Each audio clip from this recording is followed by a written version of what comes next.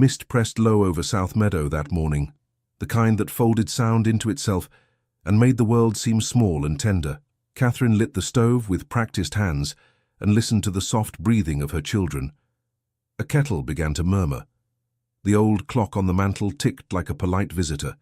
She washed with cool water from the basin and pinned up her hair. The glass showed her a clear brow, pale from months indoors, and eyes that had learned to keep their own counsel. She drew a shawl over her shoulders and stepped to the bed where Thomas and Eliza lay tangled in quilts. "Up, my lambs," she whispered, and the word warmed the cold. "The day will not wait for us." Thomas sat up at once, solemn as a little clerk.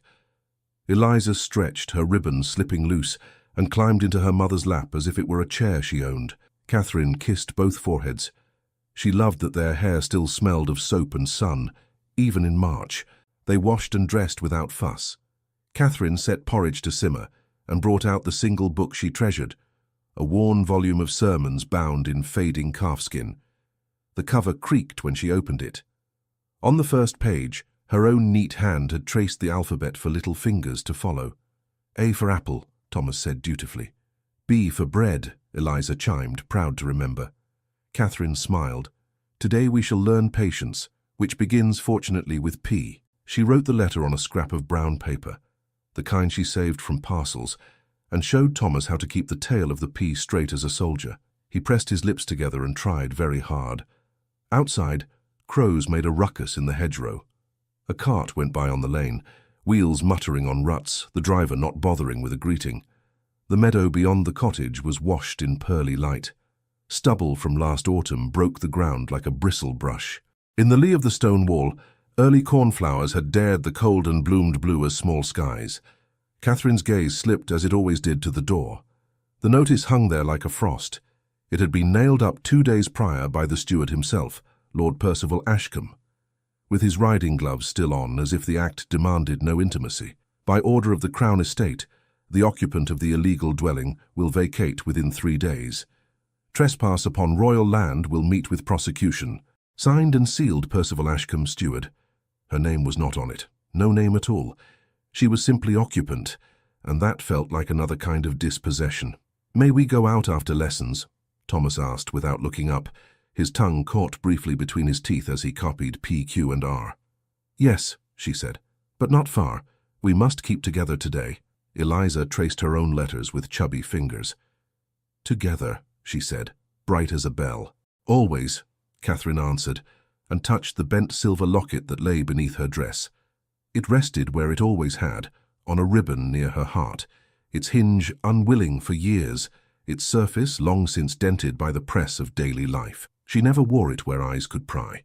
She kept it under linen or hidden in her sewing basket, a thing to hold when the nights remembered how long they were. Breakfast was simple, but the children ate with the seriousness of those who know that food must not be wasted.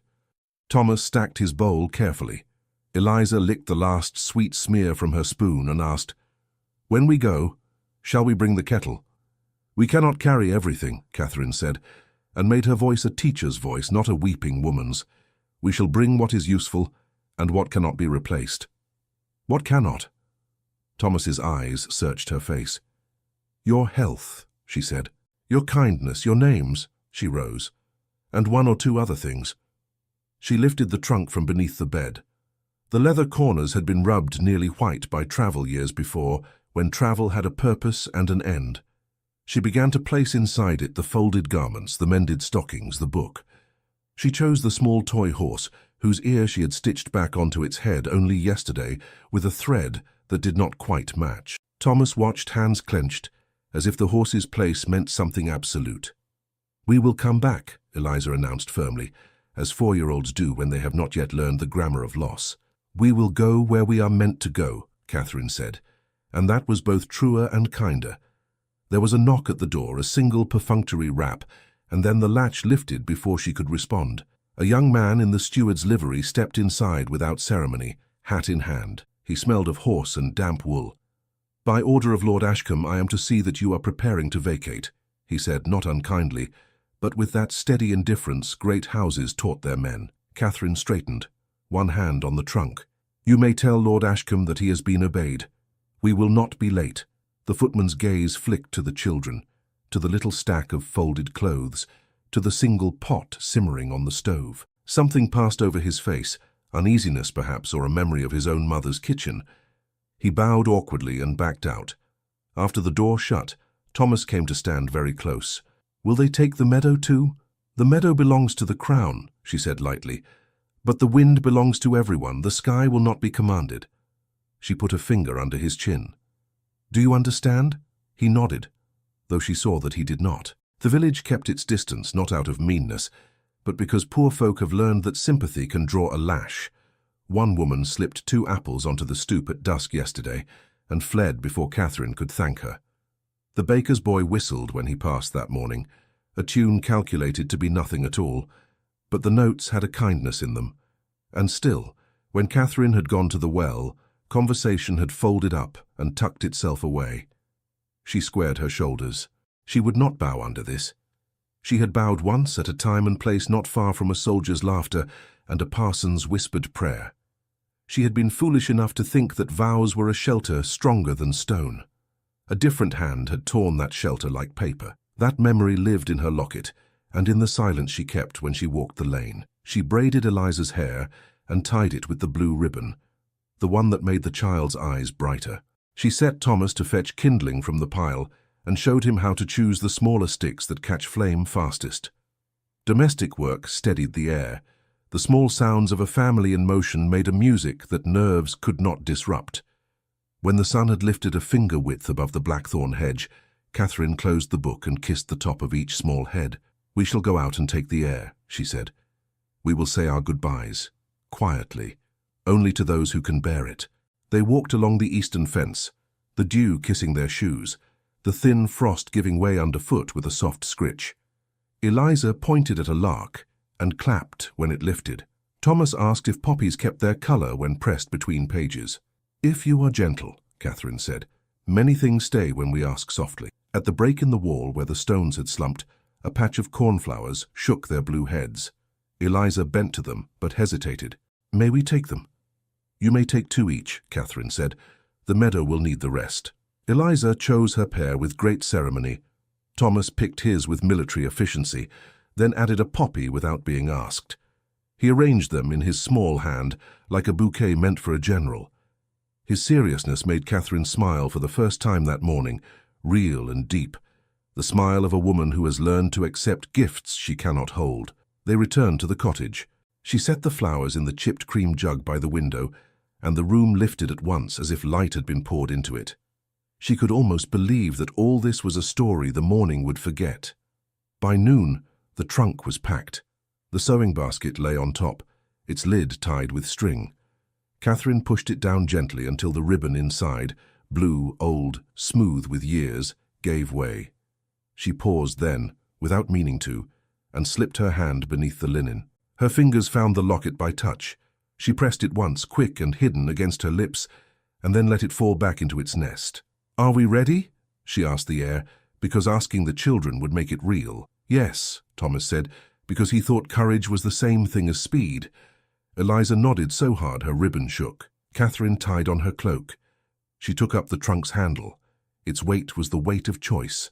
She breathed, steady. One last look around the small room that had been a world. The stove, the chair with the mended leg, the jug with flowers. She reached for the jug, then let her hand fall. The meadow would keep its own. On the lane, a pair of boys loitered as if by accident. A farmer passed and touched his cap without meeting her eyes. Mrs. Hart, the housekeeper from the castle, who sometimes came into the village for cheese and gossip, was not in sight today. Perhaps that was a mercy. Catherine had no room left in her chest for pity. They had just reached the bend where the lane lifted toward the common when the sound came. At first it was far enough off that she mistook it for a gathering storm. Then it separated into its parts, the cadence of iron on stone, the jingle of tack, the deep-throated call of a horse that knows it is seen. Hoofbeats. Thomas looked up at her, questions flying to his mouth and dying there at her warning glance. Eliza's hand tightened on Catherine's skirt. A breath later, the pennon rose above the hedge, catching a thin wind, its colors clear against the pale sky. A royal standard, bright as a pronouncement.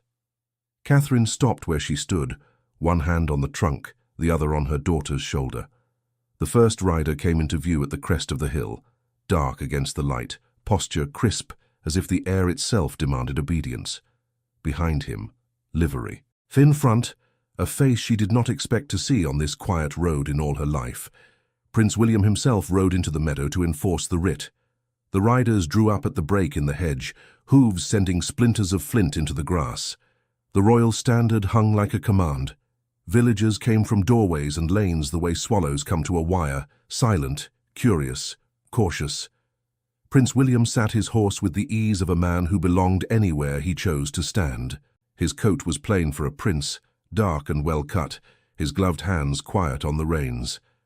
Only the set of his shoulders betrayed the habit of command. He surveyed the cottage, the trunk, the woman with a straight spine and a simple cloak, and the two children pressed close to her skirts. Behind him, Lord Percival Ashcombe smoothed the edges of the writ he had brought, the paper crisp as fresh ice. His mouth had the permanent bow of a man who believed that his devotion to rules excused any cruelty. He signalled, and a groom stepped forward to take the prince's horse. William dismounted without haste. His boots touched the earth, as if the earth made terms with him. He came forward a few paces and stopped, leaving space that felt like a test. "Mrs.?" he began. Not quite a question, not quite an invitation. "Catherine Harrow," she said, and lowered her head in the degree that was proper, no more. She felt the weight of every eye on her skin like rain. Lord Percival cleared his throat and unfolded the paper with a flourish, turning his back slightly so that his voice would carry to the gathered ears. "By order of the Crown Estate, the occupant of this illegal dwelling must vacate immediately. Trespass upon royal lands is a prosecutable offence. Failure to comply will result in removal by force and the seizure of goods to cover damages. Signed, Percival Ashcombe, Steward, and countersigned by—" Catherine's lips tightened, but she said nothing. She had already read each word twice on her door and 3 times in her mind. William's eyes went to the notice nailed to the cottage, and then back to Catherine's face. There was nothing to soften in his expression, nothing to harden. It was simply a face that had learned early that it could not please everyone, and must not try. He spoke as if each word had been weighed before morning. "Do you understand the law as it stands?" he asked. "I understand the words that have been used to hurt me," Catherine replied, her voice steady. "I understand that my dwelling stands where it is unwelcome. I also understand that I have 2 children, and nowhere to set them that is not this earth." She lifted her chin. "I will obey what is ordered." A murmur passed through the village like a wind turning leaves. Percival's shrug said it would be easier for everyone if people would keep to their places. The steward held up the writ to the prince.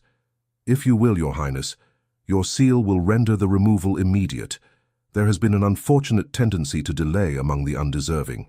Catherine felt the sting of that word, undeserving, even though it slid past her like a blade she refused to catch. She kept her eyes on a point just beyond William's shoulder, where a robin darted in and out of a bramble. Thomas shifted beside her. She felt his hand, small and damp, seek the hem of her cloak. Eliza looked up, wide-eyed and grave, her ribbon already sliding toward one ear. William reached into his coat for the signet he wore on a cord when not on his hand. He turned it between his fingers. The ring flashed once in the thin sun and then went dull, like a coin someone had breathed on. Percival began to read the writ again, louder this time, as if volume could launder intent. He pronounced each clause with relish. The words immediate, illegal, and force sounded astonishingly large in such a small lane. Catherine's throat burned. She swallowed it down. She would not offer these men the satisfaction of tears that could be catalogued as another weakness. She placed her palm on Eliza's head and smoothed the ribbon without looking. Thomas tugged her sleeve. He had understood only that something grave was happening, and that adults sometimes needed small ceremonials to make gravity bearable. He glanced at the jug in the cottage window, where the cornflowers and the single poppy bent in the draught. He looked back at the prince's face, which was familiar to him the way coins are familiar, seen but not understood. "May I?" he whispered. She did not trust her voice. She nodded once. Thomas let go of her cloak and stepped forward, his little boots making 2 dark ovals in the dust. Eliza, not to be outdone by a brother who was only taller by inches, followed, clutching the stems she had picked with such care. Percival paused, annoyed by the interruption. Thomas stood before the prince and lifted the bouquet in both hands, as if presenting arms. "For you, sir," he said very earnestly. "From the meadow. We are going away, and thought you might like them to stay." Eliza held out her 2 cornflowers, blue trembling against her fingers. "They are nice," she said, in the tone of one offering incontrovertible truth. The Lane drew a breath and forgot to let it out. Catherine felt every muscle in her body go weightless, with terror and pride. William looked down at the children. The wildflowers were ridiculous things in a world of vellum and seal, of boundaries drawn by men who would never bend to pick anything from the earth. He did not move for a heartbeat. Then he took the bouquet, as if accepting a dispatch on the field, care and gravity in equal measure. "Thank you," he said, and the words were softer than the rest of his voice had been. He looked at the petals as if they had some code in them he had not yet learned to read. The hand holding the signet closed slowly, as though the metal had grown warm. Thomas, uncertain whether that was enough, did the only other thing he knew. He straightened his small body, lifted his right hand with all the precision he could summon, and gave a salute he had practiced in secret behind the cottage more times than his mother knew. The movement brought a light into his face that chased away its pallor for a moment and made a dimple appear that did not often show. Catherine saw that dimple and felt that old ache, the one that lived under the locket. She pressed her palms together to keep from reaching for him. William's mouth tightened a fraction, then eased. He had been saluted 1,000 times by men who owed him obedience and wished him dead, by boys who wished to be men and did not understand the cost. This salute was different. It carried no ambition, no calculation. It was a child's offering of order to a world that had just buckled. Eliza, pleased with Thomas's courage, stepped closer still and touched the edge of the prince's coat, as if checking the quality of the cloth. "It is very smooth," she pronounced. Percival flicked a look of alarm at the proximity, then recovered his disdain. He moved forward, snapping the writ to attention as if paper could stand at parade. "Your Highness, if I may, time and precedent require—" Catherine found her voice. "Children," she said, "come back to me." They did, obedient, slipping to her sides like small birds finding a hedge. She set a hand on each head, felt the warmth of them, and wondered what warmth was elsewhere in the world for those who could command it through walls. Percival extended the writ again, his tone sharpened. "If you will seal it, sir, we can proceed. The cottage can be cleared by evening, the locks changed, the trespass ended. The law is the law, and sentiment is the enemy of good order." William's gaze went to the cottage with its neat step and its chair mended at one leg. He turned the signet in his hand until the crest faced the sky. The ring seemed much heavier than a minute ago. The flowers in his other hand did not look heavy at all, and yet one had already left a smear of red on his glove, where a poppy's dark heart had brushed the leather. He drew a breath that no one would have noticed if they had not been watching his chest. A crow shouted from the hedgerow, furious at something that had nothing to do with any of them. Percival's lips thinned. He gestured to the footman. "Remove the trunk. The order stands. We will be efficient at least." He took a step as if to sweep them into action, as if human lives could be briskly shelved like ledgers. Thomas flinched, and the flinch went through Catherine like a blade. She tightened her hold on his shoulder until he looked up and saw her face and steadied under its command. Percival moved to usher them off the land, shoes grinding on the grit, voice beginning its loudness again, when the prince's voice, quiet but cut to the measure of command, broke the ritual with a single word. "Wait." The word cut the air like a held door. Percival stopped, offended by grammar he did not control. The footmen froze where they stood with hands half extended toward the trunk. Even the horse nearest the prince turned an ear. William faced the steward without raising his voice. "The eviction is stayed," he said. "I will not see a woman and 2 children set upon the road before nightfall." Percival's brows climbed to a place that suggested treason. "Your Highness, the precedent—" "Is mine to set," William said, the mildness not softening the iron. He turned to Catherine. "Mrs. Harrow, there is space in the laundry wing at Hawthorne Castle. You and your children will be housed there, temporarily, while suitable arrangements are made." She held herself very still. The breath that wanted to be a sob came out as a word instead. "Thank you." She made herself add, "sir." The villagers let their shoulders drop without moving their feet. Relief is a dangerous habit. They did not want to be seen in it. Still, an old man near the well crossed himself. The two boys at the hedge grinned at each other and then wiped the grins away with dirty hands, as if happiness might be read on skin. Percival tried again. If we lodge one trespasser, we must lodge 50. William glanced at him in that way some men have of turning a look into a wall. See to it, he said, and the discussion ended. A cart was brought, not the grand carriage, but a steady farm wagon whose boards had known potatoes and barley. Catherine lifted the trunk. A footman reached for it, but she kept her hands on the handle and passed it only when her grip had said enough about what it contained. Thomas climbed up, earnest in his effort to be useful. Eliza pressed her face into Catherine's skirt to hide a smile. The prospect of a castle meant nothing beyond stories of kitchens and pie. As they set off, the lane unfurled itself like a ribbon. Catherine did not look back at the cottage. She knew the shape of the chair's shadow on the floor and the scent of the stove's iron when it cooled. Looking would make the room come after her like a loyal dog. She could not have that today. The road rose gently toward Hawthorne. The castle showed itself by degrees. First the outer wall embraced by ivy, then the squared shoulders of the gatehouse, then the lift of the east tower against the sky. The stone had weathered to the color of patience. The gates opened without ceremony. Inside, the courtyard rang with the thousand small clatters of a house that believes it is a world. A smith's hammer, a boy's laugh, the slap of rugs, the bark of a dog that fancied himself a soldier. Men doffed caps, women in aprons spared the charity of a glance or none at all. Kindness and curiosity wrestled each other in faces. No one addressed Catherine directly. That too was a charity of a kind. The cart stopped near a door half hidden by a screen of clipped yew. A woman with a linen cap and a posture that neither bent nor bowed stood waiting. She had a face that had forgotten how to be startled.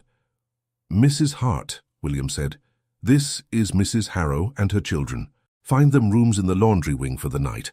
They are to be fed, warmed, and treated with respect." Mrs. Hart inclined her head, as if she had been planning to do precisely that since before she was born. "Very good, sir." She turned to Catherine. "Come, my dear. We will have the steam going and your fingers thawed before the kettle can fuss about it." Catherine stepped down, her leg suddenly more straw than bone. "Mrs." Hart's hand did not take her elbow, but it hovered at the space where it might have been needed, and that was better than pity. Inside, the air changed at once. The laundry rooms were a different country than the courtyard, damp and fragrant, alive with human work. Copper tubs stood like polished moons. Steam rose to the rafters and turned the light soft. Women moved through it in rhythms that would have made music if one had had time to listen. Pegs marched along the walls with men's shirts hung like flags of surrender. Somewhere a small boy tried and failed to stifle a giggle. A girl hissed at him to behave. Life held its own, despite everything. Mrs. Hart sat Catherine at a scrubbed table and put into her hands a thick cup of tea that had been steeping for someone else. "We will find more cups," she said to no one in particular, which is how true authority speaks, "and a slice of bread for each, with a scrape of butter if cook can be bullied." Thomas, surveying the realm, tried to be correct, but a yawn asserted itself and broke his gentleman's composure. Eliza, meeting her first basin as big as a bath, leaned over it like a sailor over a rail and laughed when the steam kissed her cheeks. Catherine touched the cup to her lip and nearly cried at the taste because it was affectionate. Mrs. Hart pretended not to see the flood behind her eyes. Instead, she laid a hand briefly over Catherine's on the table.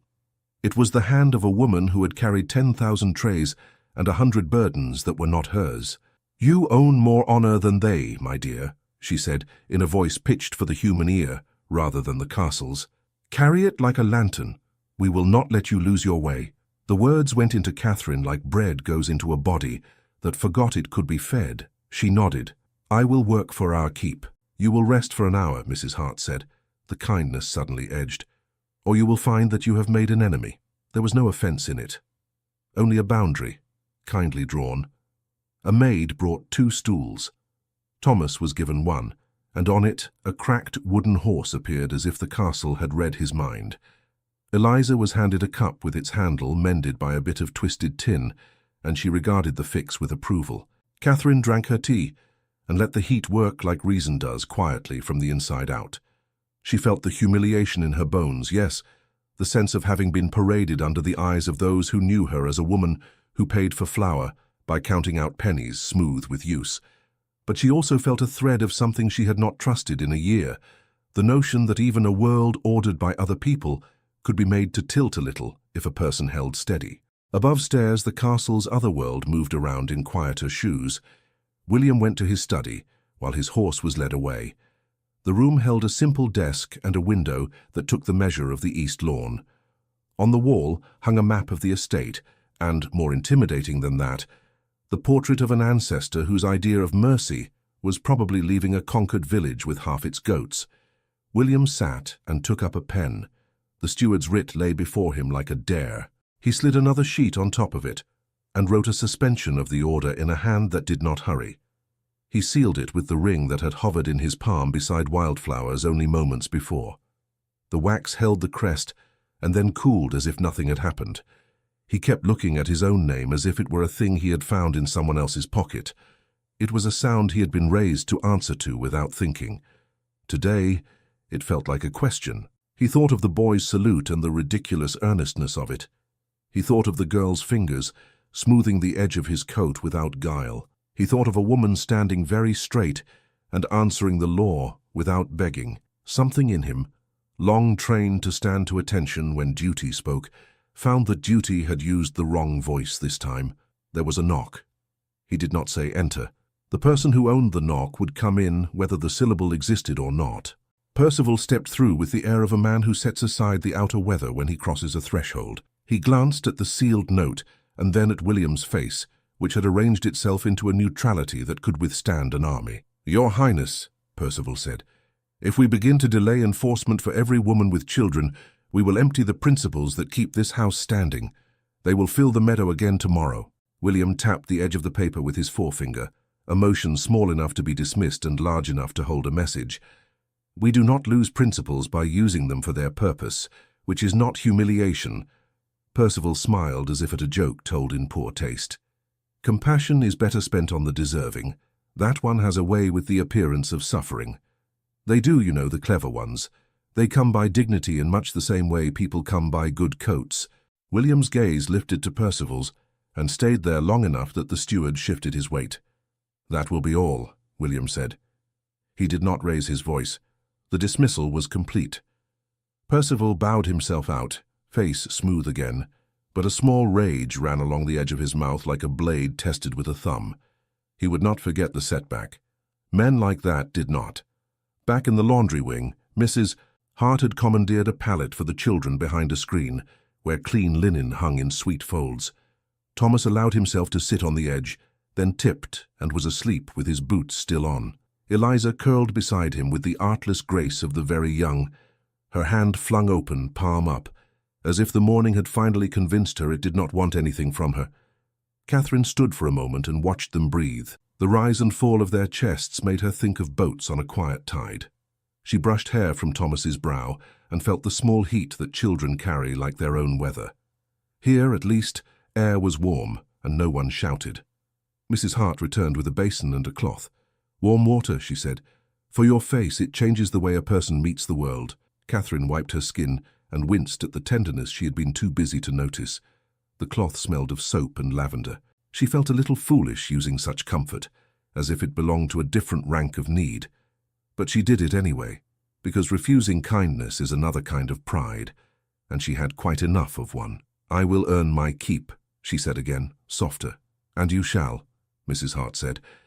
"We will set you to mending after supper." The gentlemen ruined their cuffs as if thread grew on hedges. The faintest smile found its way to Catherine's mouth. "I am equal to ruined cuffs." "You look equal to much else," Mrs. Hart replied, and turned to Harry, a scullion who, left to his own devices, would have boiled the same pot twice in confusion. The hour tilted. Afternoon light came in slant, kissed steam into gold, made the buckets shine. Catherine let her shoulders drop an inch. Everything would have to be managed again after that inch was reclaimed, but for a moment she allowed herself to breathe like a woman with a roof that would last the night. Above, in the corridor that led from the main stair to the private rooms, a sound gathered. Iron rings against leather, the faint perfume of travel, the quick, light laughter of someone who found the world's obstacles amusing and other people's boundaries optional.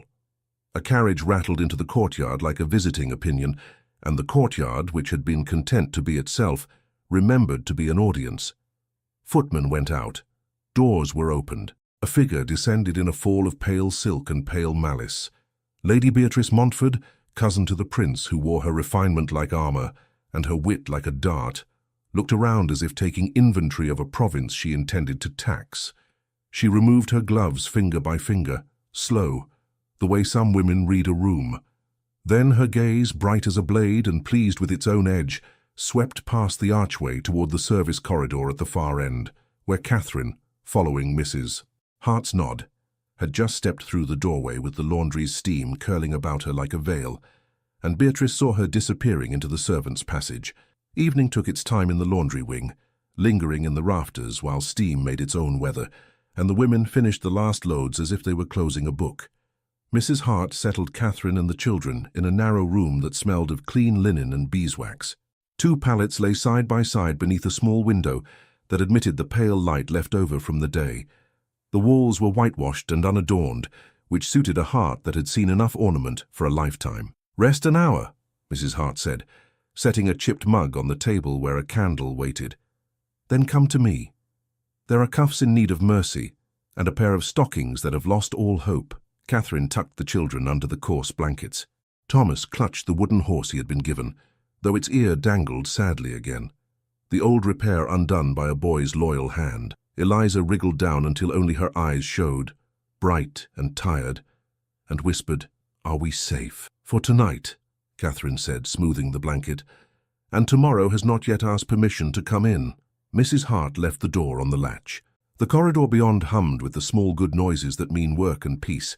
A broom's whisper, a kettle's sigh, the soft knock of wooden pegs as laundry bags settled on them. Catherine sat for a moment and listened as if to a lullaby. When she rose, she found that someone had set a small tray on the table without making any ceremony of it. A bowl of broth, thick with barley, and 2 slices of brown bread cut with a handsome hand. The smell reached her like an embrace. A folded note sat beside the bowl, written in a firm, unfamiliar script, "For the children when they wake." No signature. She smiled, despite herself. The bow to anonymity felt like a prince trying on humility and finding that it did not pinch. By the time Thomas and Eliza stirred, the broth had cooled to a temperature acceptable to mothers and unacceptable to impatient mouths. They ate, and then, nearly at once, the deep sleep of the young claimed them again. Catherine sat by the small window and mended an apron she had offered to a laundress in exchange for its use. The needle worked like a creature with its own mind, in and out, soothing as a psalm. A knock sounded, soft and prudent. Mrs. Hart slipped in with a parcel wrapped in linen. "Found this in the carpenter's shop," she said, and unwrapped a revelation. The wooden horse, ear reattached by a dowel, and polished until the old wood remembered that it had been a tree. "They're quicker than saints, those men, when a child's heartbreak is about." Catherine laughed, the first free sound her throat had made all day. "You have the management of miracles, Mrs. Hart." "I have the management of doors," Mrs. Hart replied. "Some I open, some I keep shut. Speaking of which, when the children are deep enough that thunder would be a lullaby, take yourself for a turn. Only a short one. The house will feel you properly if you let it." Catherine hesitated. "I do not wish to be found where I ought not." "Then keep to the portrait gallery," Mrs. Hart said, sly kindness threading her tone. "No one ever thinks they belong there, so you will not be alone." She went, leaving behind the candor of a woman who had long ago stopped believing that gentility belonged to the people who owned the word. When night had knotted itself fully across the sky, Catherine drew on her shawl and slipped into the corridor. She moved as a woman who knows how to be small in the world she is in, without apology. Lamps in the main passage had been turned low, but enough light remained to show the way to the gallery, a long, high room with a parquet floor and a ceiling painted with a sky that had never been seen by anyone who worked for their bread. The portraits hung in a confusion of centuries. Men whose wigs were taller than their minds, women with mouths like rose leaves and eyes that could not be trusted, children caught still and sweet in the moment before they learned to hide their hearts. Catherine walked the line of faces and let her own soften. She'd always loved art, not for its pretensions, but for the way a painter could sometimes catch a truth that words would only muddy. She stopped before a canvas of a woman in a simple gown, her hand resting on a chair rather than a jewel. The painter had given her a mouth that was made for kindness. In the corner, beneath the flourish of a name and a date, a hawthorn flower had been tucked by the artist into a still life on the table beside her. A small white star. "You like her," a voice said, quiet, not far behind her. Catherine turned and found the prince at the far end of the room, as if he had been deciding whether to intrude upon his own house. He wore no sash and no sword. The simplicity made him handsomer and more dangerous, because it meant he trusted his name to do his work. "She looks as if she would own no one's fear but her own," Catherine said, before she could remind herself to measure each syllable. He came forward a few paces. The gallery lights made his hair seem darker, his eyes lighter. "My great-grandmother," he said. "She had the habit of pitying people who did not know they needed it. My grandfather resented her for it. He preferred the virtue that could be tallied." Catherine returned her gaze to the painting. "Pity has its uses," she said. "Kindness more.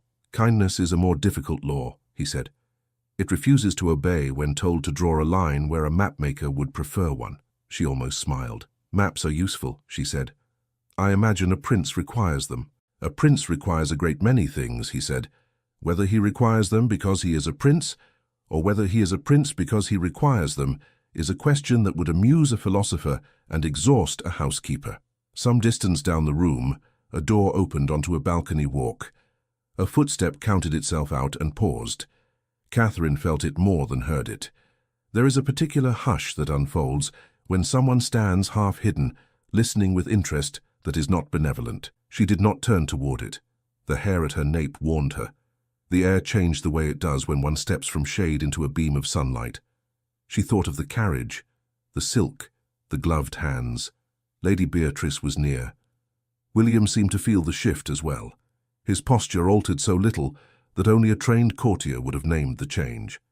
He looked past Catherine's shoulder at a naval scene whose ships wore sails like proud shoulders.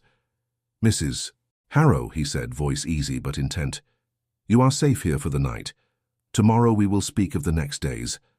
No action will be taken without my knowledge." She inclined her head. "I am grateful." He studied her face, and she let him. Men like him were not accustomed to being allowed to look without compliance accompanying the permission. Something in her steadiness interested him more than a curtsy would have. He nodded once, as if concluding an argument he had been having with himself. "I owe you a courtesy I have not yet shown," he said. "Not charity, courtesy. When a person suffers an injustice, public correction is due as well as private comfort." "I ask for nothing public," she said quickly, remembering the lane, the way the village's eyes had pressed into her skin. "I know," he said, and the acknowledgement was as gentle as the broth had been. "It is yet owed. I intend to offer you my arm at the Nottingham Assembly tomorrow evening." She blinked. The room did not tilt, but it considered it. "Sir, there will be talk whether I do or not," he said, plain as slate. "Let the talk be of what I choose, not what I hide. If I walk into that room with you, some mouths will close and others will open, but they will open on different words." She thought of her children, of Thomas's salute, of Eliza's trusting breath against her cheek. She thought of dresses that were not hers and shoes that did not belong to her feet. She thought of the cost of being seen and the cost of being erased, and how each had nearly undone her. "Princes may choose the words others speak," she said softly. "Women have fewer choices in that regard." "Not in my house," he said, and the quiet in his tone dared contradiction. "I cannot change the centuries before we were born. I can change the next evening." Her mouth set. "At what price to you and to me?" "To me," he said with a half-smile that did not reach the old sorrow in his eyes, "the usual, counsel without courage.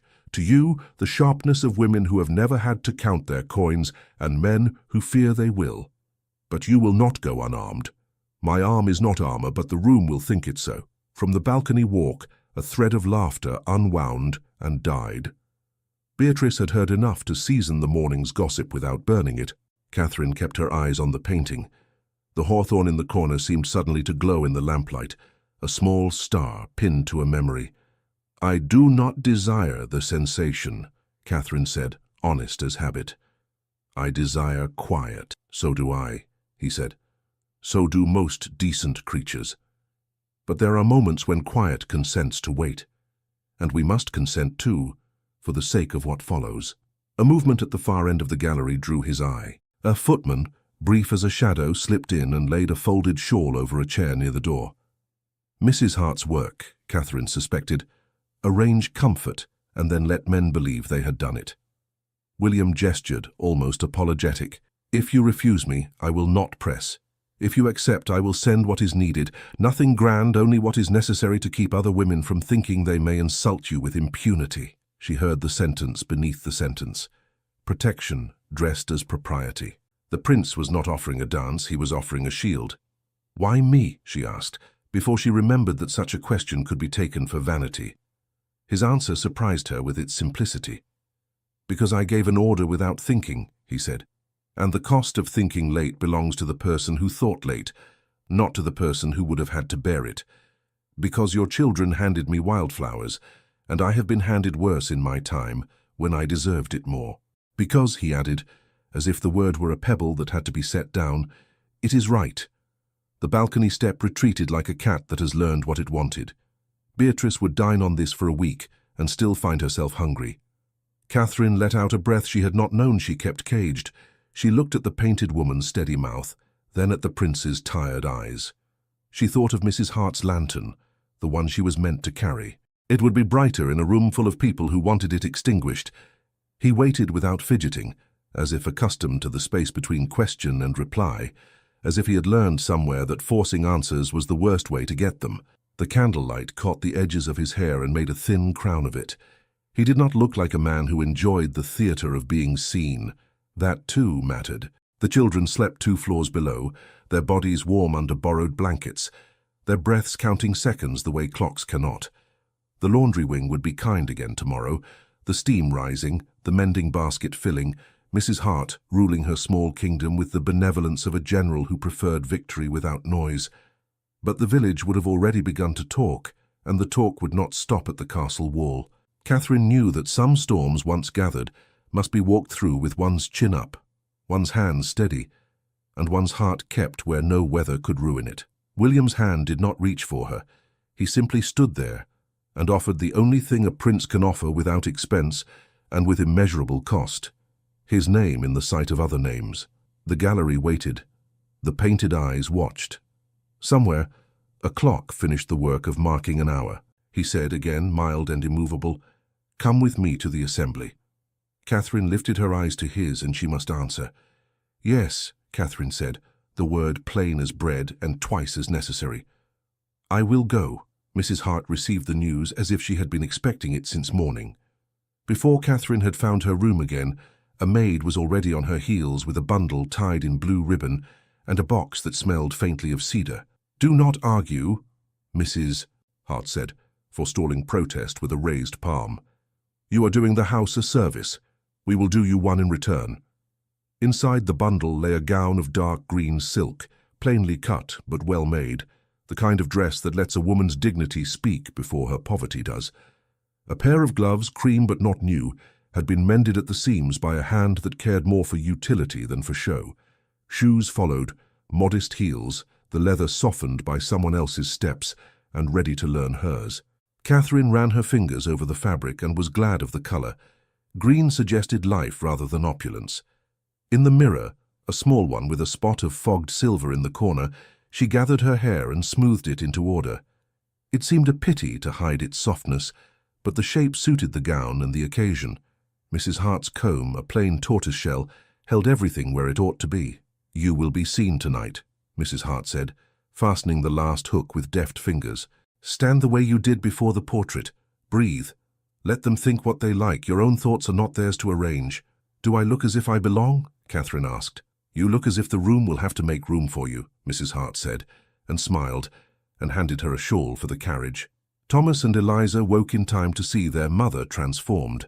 Thomas stood very straight, which was his way of showing admiration. Eliza put both hands to her mouth and whispered, "You are a lady." "I am your mother," Catherine said, and kissed them, and left them with Mrs. Hart and a maid who understood that children sleep best when adults do not make a marvel of it. The carriage waited in the courtyard, lamps lit, horses eager. William was punctual. He wore black, the severity of it softened by a linen so finely laundered it might have been light. He offered his hand to help her in, then thought better of the formality, and offered his arm instead, which felt less like display and more like partnership. She took it, and the step up into the carriage felt like a step onto a small stage from which one cannot depart without being noticed. They did not speak much on the road to Nottingham. The dark rolled past the windows in patient fields. The quiet between them was not empty. He said only when the town's lamps began to show themselves, "If at any moment you wish to leave, you have only to say it." "I will say it if I must," she answered, and turned her hands palm down in her lap to keep them from showing they had begun to tremble. The assembly rooms were already full when they arrived. Carriages queued along the curb like opinions. Inside, chandeliers hung low and bright, spilling their borrowed light onto a floor polished to the shine of virtue in a sermon. The music, a string quartet tucked under the gallery, threaded through the chatter like silken twine binding a package nobody wanted to unwrap yet. At their entrance, sound did not cease, as it sometimes does when a crowned head appears, but it did shift. Conversations changed their posture. Some backs straightened, some gazes darted and then pretended they had been looking elsewhere all along. William's arm kept its easy place beneath Catherine's hand, as if it had been there every day of his life. The master of ceremonies performed a small bow in their direction. William acknowledged him with a nod that said both yes and enough. Catherine felt her heart count its way past the astonishment of being in such a room in such a dress, with such a companion. She noticed details, because details have always been a friend to the frightened. The way the candles guttered near a draughty door, how the papered walls had been touched up where elbows had made a history, the scent of beeswax and perfume layered like sheets on a bed. Lady Beatrice was quick to appear. She had chosen white, as if to enact a parable about purity without preaching it. Pearls lay at her throat like a chain she did not find burdensome. She smiled at William, a smile trained to mean affection and ownership at once, and then let her gaze slip to Catherine with the slow appraisal one gives a painting hung higher than one is prepared to admire. "What a noble gesture, cousin," Beatrice said sweetly. "One admires a prince who remembers his tenants." "I remember my guests," William said, too courteous to be called curt. Beatrice's brows lifted by the smallest degree. She turned to Catherine. "Mrs. Harrow, is it? How charming. Your gown is nearly perfect. If only the hem no matter." Her eyes crinkled in false kindness.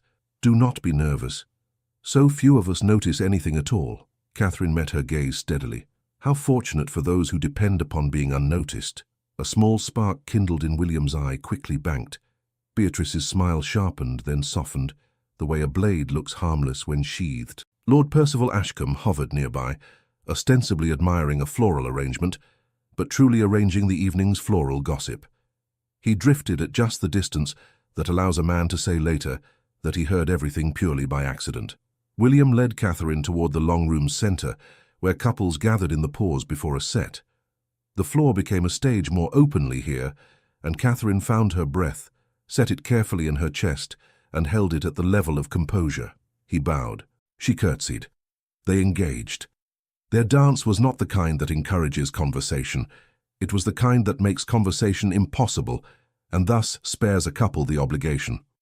Still, there were the small moments, hands touching, parting, rejoining, the press of movement that brings people near without intimacy, and then sends them away again with only a trace of warmth to prove they had met. Catherine kept her eyes level, her steps neat, her face free of alarm. The music coaxed her into a rhythm that was not yet ease, but which might have remembered ease if invited to do so. From the edges of the room, Beatrice's circle watched. Their whispers had the particular precision of women who have never had to doubt whether their own names would open a door. A gentleman with side whiskers, long enough to qualify as opinions, murmured something that made three ladies titter behind their fans. Lord Percival drifted closer and farther, like a tide that has forgetfulness for a habit. Between figures, William spoke without moving his lips much. "You have set the room a task it does not enjoy." "What task is that?" she asked, her voice low enough not to be counted as contribution to any chorus. "To think," he said. Her mouth tilted. I have found that some rooms resist, and some conquer, he returned, and released her hand to take another's, as the sequence demanded. They returned to each other and parted again in the pattern. On the third exchange, he looked as if to say more, then did not. Catherine understood that he was husbanding his words for when the music ended, and they would find themselves back on plain ground. When the set concluded, the applause was polite. Catherine felt the press of air around her shift once more, as people decided whether to approach, to ignore, or to pretend indifference. William reclaimed her hand, as if no decision on their part would alter his. He guided her toward a quieter end of the room, where a tray of lemonade stood, and where the less predatory of the assembly found relief from the heat. It was here that a man of 60 years or so, with a fringe of white hair like the down on a thistle, and a face that had taken on the shape of kindness through constant practice, paused with his glass half raised. His gaze went from Catherine's face to William's and back again, and in that movement something like recognition flared, then hid itself as if he had stumbled upon a memory not yet ready to be seen in public. He set down his glass, wiped his hand on a handkerchief as if to make his palm fit for something solemn, and stepped closer. "Forgive an intrusion," he said, bowing to William without civility, and to Catherine with a warmth that did not presume acquaintance. "I am Silas Penryn, vicar of Hawthorne Ridge. I have been told I am due at this assembly whenever I terrorize my parishioners by coming to town." Catherine's hands tightened on her gloves until the seams protested. She knew that name, or rather her bones knew it. Hawthorne Ridge. Ridge. The word ran over her like a shadow and then stopped, puzzled by how it could cast itself indoors. William greeted him with a nod that was both formal and fond. "Reverend." Penryn's eyes rested again on Catherine. "Madam," he said gently, "forgive me. You resemble someone I once knew. Years wear faces into one another until they become a family, and I may have been fooled." Catherine's mouth opened. No sound emerged. The room seemed suddenly much too bright. Penryn took a breath. He fixed his gaze on a point just to the right of her shoulder, as if focusing on memory required him to look at a past no one else could see. "There was a chapel," he said softly, almost to himself. "A winter evening, a hawthorn bloom pressed into a prayer book long out of season, a young man whose coat did not match his bearing, a young woman with a straight back that would not bend for poverty. Forgive me, I have made a fool of myself." Catherine felt the world tilt and settle, tilt again, as if the floor had become a boat. Her hands let go of the gloves without her permission, and they fell, quiet as moths, to the polished parquet. William had not moved, but stillness can be as loud as a shout. The muscle in his jaw made itself known. He said nothing at all. Penryn, recovering his manners, bent and retrieved the gloves. He placed them on the edge of the tray as if gloves needed rest like any living thing. Then he looked up at Catherine and saw the way the color had slipped from her face and left her eyes too large. He took a small step nearer. His voice lowered again, not for secrecy, but for tenderness. "Forgive me," he whispered. "I ought not to have spoken here. The memory is mine to misplace, not yours to carry again." Catherine's lips shaped the parson's name without sound. He who had christened hundreds and married dozens and buried too many knew the shape made by a mouth when it forms a name it has not dared call for years. Across the room, Beatrice saw the tableau and pricked up her delight like a dog that hears the pantry door. Percival, catching the scent second-hand, moved with lazy care toward a better vantage, his expression of affable concern wrapping itself around sharp eyes. The quartet reached the end of a tune, paused, tuned again, and began another as if music could drown the blood's sudden clamor. Penryn, compelled by a conscience that had always preferred truth to comfort, murmured one more sentence, as if laying a ribbon upon a grave. "I recall the hawthorn, madam," he said. "It was out of season because he said love did not need the calendar's permission." Catherine turned, the room tilted, and the music stuttered to a halt. William did not reach for Catherine. He did not need to. A look passed between them that was not yet consent and not yet refusal, only recognition that the room had ceased to be a room and had become a trial. He placed his hand, light and steady, at her elbow, and guided her toward the nearest door as if they were merely seeking air. The master of ceremonies pretended to notice a draught and flung the doors wide, and the quartet, brave in the face of confusion, took up a brighter tune than the moment deserved. In the corridor, the night made itself known through glass, stars like pinpricks in velvet, the moon holding back her light as if to let mortals have the stage. Catherine drew breath as if she had been underwater. Penryn had followed, hat in hand, a man aghast at his own memory. "I beg pardon," he said, voice rough with remorse. "I ought to have written to you long ago if writing could find a person who did not wish to be found. The chapel keeps better secrets than I."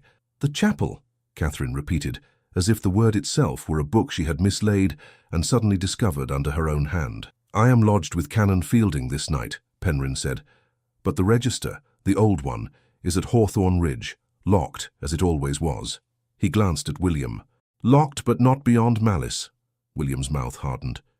"Go back to the castle," he said to Catherine, gentle, commanding itself to be command. "I will see to this." "No." The word surprised even her with its shape. "I will see to it too." Penryn, who had spent his life telling the terrified to be brave and the brave to be careful, nodded once. "I will ride," he said. "The key is in my keeping." William looked at him, and something like relief crossed his face. "I will ride as well." "We will meet there." He turned to Catherine. "Go to Mrs. Hart. Tell her only that you are safe and that I will return before dawn." "And Catherine," he said her name as if he had been avoiding it for years and had run out of avoidance, "do not fear that you are alone." He bowed, formality used like a cloak to cover too much feeling, and was gone. Beatrice drifted into the corridor a moment later, all concern sweetly edged. "Is our dear guest unwell? These rooms can be overwhelming, particularly if one is unused to such company." Catherine had found her breath again. "I am going home," she said. Beatrice's smile thinned. "To the laundry? How domestic." "Home is where my children sleep," Catherine said, and left her standing with the exact number of syllables that would stick like burrs. The carriage returned her to Hawthorne quickly, as if horses, too, understand urgency when it is honest. The courtyard lamps made islands of gold. The laundry wing's door was on its latch as Mrs. Hart had promised. Inside, the steam country was quiet now. Copper tubs dark as moons in eclipse, pegs standing like trees in a winter orchard. In their small room, Thomas and Eliza slept the way the forgiven sleep. Catherine knelt beside them and laid her hand on each warm back. "I am here," she whispered to their dreaming. "I am here." Then she rose and tugged the trunk close, lifting the lid with the care of a woman who kept her life folded into a box. She found the sewing basket and untied its string. Beneath the linen, beneath the mending, beneath the thimble, beneath the last of the blue ribbon, her fingers found the locket by touch. It was cooler than her skin, a small moon gone dull. She sat on the pallet and laid it in her palm. The hinge had refused her a dozen times over the last year. Grief and pride had refused to press harder. Tonight, grief and pride yielded to need. She pressed the catch with a thumbnail. It held like a stubborn thought. She breathed slow and pressed again. The metal relented with a little sigh, the sound a hinge makes when it remembers it was made to open. Inside, pressed flat and perfect, lay a hawthorn blossom, white and browned at the edges from years without air. Beside it, a tiny sketch. Lines confident and unself-conscious, as if the hand that made them had been more certain than the life that followed. The initials were small and unmistakable. W. Her breath went out of her in a long ribbon. The memory came not in a rush but in a sequence. A winter chapel, candlelight ribboning the air, a parson's voice that trembled only when he spoke the word honor, a young man's coat too plain for the nobility in his bearing, laughter held in because joy knew it was a church. A hawthorn bloom lifted from his pocket, like something smuggled out of spring. He had pressed it between the pages of a prayer book and said, very low, "Love does not need the calendar's permission." He had kissed her with care, as if kissing were an agreement to tend a garden together. Later he had gone where ordered, promising letters. The letters had not come. The men who disliked mistakes had found their own way to burn paper. She touched the hawthorn with the tip of one finger, not to take it, only to greet it. The pressed petals did not crumble. They had learned to endure. Catherine closed her eyes. Behind them rose the shape of the man in the ballroom, the set of his mouth holding back apology and ardor, the steadiness of his hand at her elbow when she could not stand a second more of being made of glass. The sketch's initial blurred and then cleared. W existed. He had existed. The moment had been real, and so had the promise.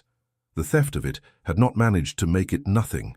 A sound in the corridor, a footstep halted before politeness demanded it move on. Mrs.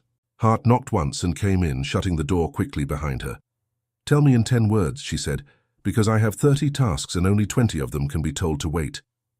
"Reverend Penryn remembers," Catherine said. "The register is at Hawthorne Ridge." Mrs. Hart's eyes sharpened. "Then someone will try to carry it off or set it alight." "I am going there," Catherine said, and Mrs. Hart opened her mouth to say absolutely not, then closed it, because absurd orders waste time. "Take my cloak," Mrs. Hart said instead, "and a lantern, and boots that do not leak. Leave the door on the latch. If you are not back before the cock thinks about it, I will come fetch you myself, and we will scandalize 3 counties." Catherine managed a smile that felt like a seam giving a little in the right place. She put on the cloak, heavier than her own, and the boots, which fit as if kindness had a size. She tucked the locket into the ribbon at her throat. She bent over the children and let her lips rest in their hair a heartbeat longer than prudence allowed. At the far edge of the castle yard, the small gate that led to the lane stood half open, the way servants leave a gate when they intend to return soon and do not wish to wrestle with iron twice in one night. Catherine slipped through. The air outside had the clean bite of a night that means nothing ill. The moon held her light. The hedges kept their counsel. She lit the lantern only long enough to clear the first stretch, then closed its shade and walked by memory. Paths learned in daylight do not betray you at night when your reasons are sound.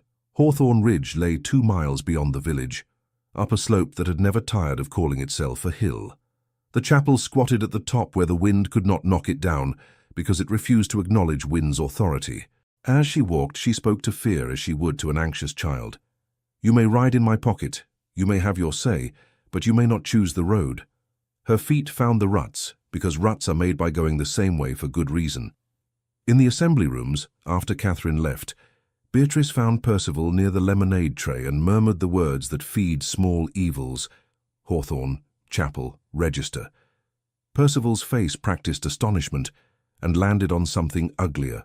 He excused himself to no one and strode out, the look of a man whose doctrine had been challenged and who intended to protect it with fire if necessary. By the time his horse was brought around, his mind had measured the road. He gave quick, careful instructions to a rider whose loyalty he had purchased with opportunities and threats. "Hawthorne Ridge Chapel," he said, low. "An old register. Bring it to me. If you cannot bring it, make certain no one else can read it. Do not be seen. If seen, do not be known." The rider nodded with the economy of someone who understands that long speeches complicate simple sins. He put heels to his horse and plunged into the dark. William, in the assembly yard, had already swung into the saddle by the time Percival's man cleared the edge of town. He did not bother with a groom. His horse knew his hand and did not need anyone's permission to run.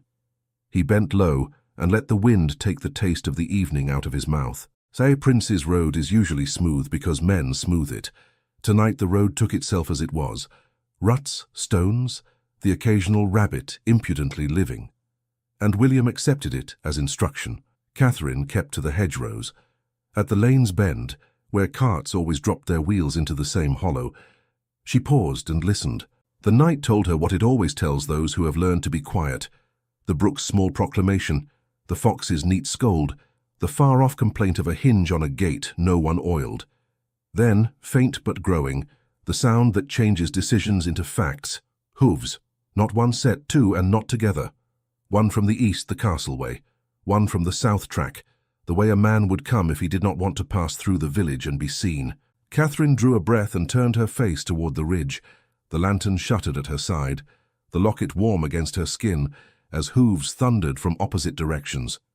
William from one side, Percival's man from the other, racing toward the same chapel. The chapel at Hawthorne Ridge crouched against the night like a small, stubborn animal.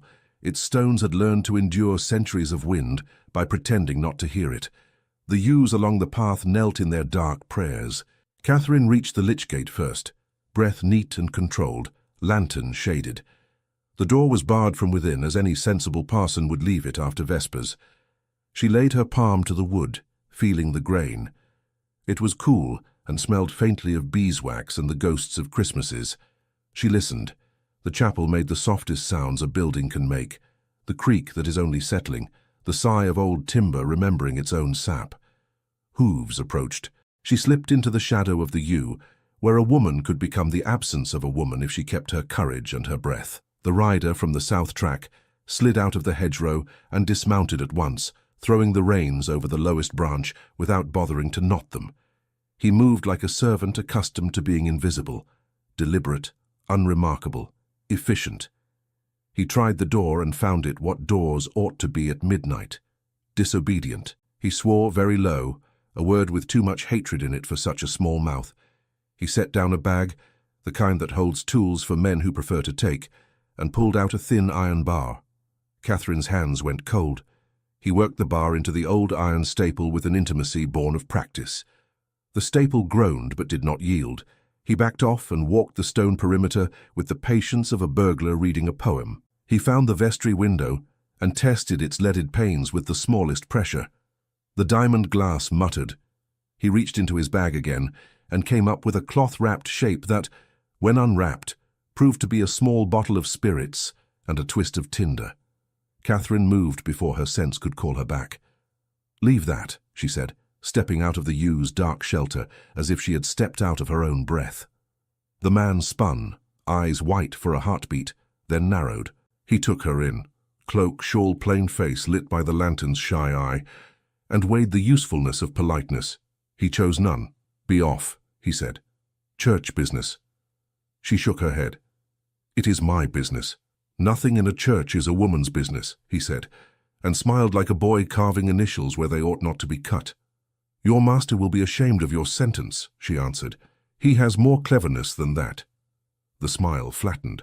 "What master?" "The one who does not sign orders," she said. "The one who prefers smoke to ink." He moved toward her, not quickly, but with the certainty of a man who thinks fear will widen the path. Catherine drew back a step to avoid his reach and let the lantern's light fall full on his face. She knew him, not in his name, which was a luxury, but in his type, the servant who loves power on loan more than the master who lends it. Hooves again, this time hard from the east. The rider came up the lane like an answer called by its question. William drew up in a scatter of gravel and was on the ground before his horse had decided how to be still. He took the measure in 3 glances. Catherine, the man with the bar, the spirits, the door. He did not shout. He did not need his voice to be loud to make the night obey. "Step away from that window," he said. The man considered the odds and found them unflattering. He backed off, bag in hand. "I'm here for the parson," he tried, as if that sentence could be made respectably shaped by saying it. "I am the parson," came another voice, and Reverend Penryn, having ridden as if his hundreds of sermons had been practice for this one act of speed, walked up with his key already in his hand. He was out of breath and did not mind being seen in that condition. "And I will thank you not to make me late for my own burglar." He turned the key. It entered the old lock like forgiveness. The bolt slid back. He stepped inside and struck flint to tinder for a candle. William gestured and Catherine entered, the lantern now unshaded. The thief, servant really, hesitated a fraction too long, then chose to follow, because a coward hates being left alone more than he loves being unseen. The chapel swallowed them and made them small. The air was sweet with old wax and older wood. The register lay where it had always lain, on the small oak table near the font, bound in leather darkened by hands and centuries. Its clasp had not been closed precisely because Penryn had last used it in honest haste and believed in locks less than he believed in people. He reached for it. The servant moved faster. He knocked Penryn's wrist with the iron bar, not to break but to bruise, enough to slow a good man's hand. The register slid. A candle tottered on its brass stick, then fell. Wax spattered the page edges like a rash. The tiny fire gloved the floor where oil had dripped a dozen Sundays ago. The servant's eyes sparked with relief. Fire makes easy work of shame when shame lives on paper. William crossed the distance in 2 strides and put his boot on the fallen candle, grinding flame without ceremony. But the register had skated to the edge of the table, and the first page, a family of births from 1810, pouted over the brink. The servant reached for it with the confidence of a man who intends to say later that the wind took it. Catherine did not think. She put her palm flat on the leather and held. The servant, thwarted, flung his hand sideways toward the remaining candle as if he could shame fire into helping him a second time. "Enough," William said, and caught the man by the wrist. His grip had the long memory of sword drill in it. He did not squeeze hard. He squeezed right. The iron bar clanged to the floor. Penryn, recovering his breath and his indignation, drew the register to his chest with the protectiveness of a grandfather lifting a child. "In the vestry," Penryn said, because sanctuary does not argue, it acts. He led the way and set the register on a table that had been used for bread dough when women had brought such relief to the church as priests forget to award them. He opened the book with a reverence that had nothing of idolatry in it. The pages spoke at once, in the whisper of old paper and the black tidiness of the long-ago clerk, of names, dates, promises made under heaven. He turned to the year, then the month, then the day. His fingers did not tremble now. He found the place as a man will find his own front gate in fog. "There," he said, "there." Catherine leaned in, light pooling over the ink that had been laid down on a winter evening by a hand that had wanted to get everything right. The names were smaller than she remembered, but the truth was bigger. Catherine Harrow, William Hawthorne. The word lawful written in the same uncompromising hand that had written them all, refusing to despise the poor and refusing to flatter the rich. Reverend Silas Penryn, rector, Hawthorne Ridge. Her breath broke quietly. William's hand came to rest on the table's edge, not touching the book, as if he feared adding even the weight of his skin to its load.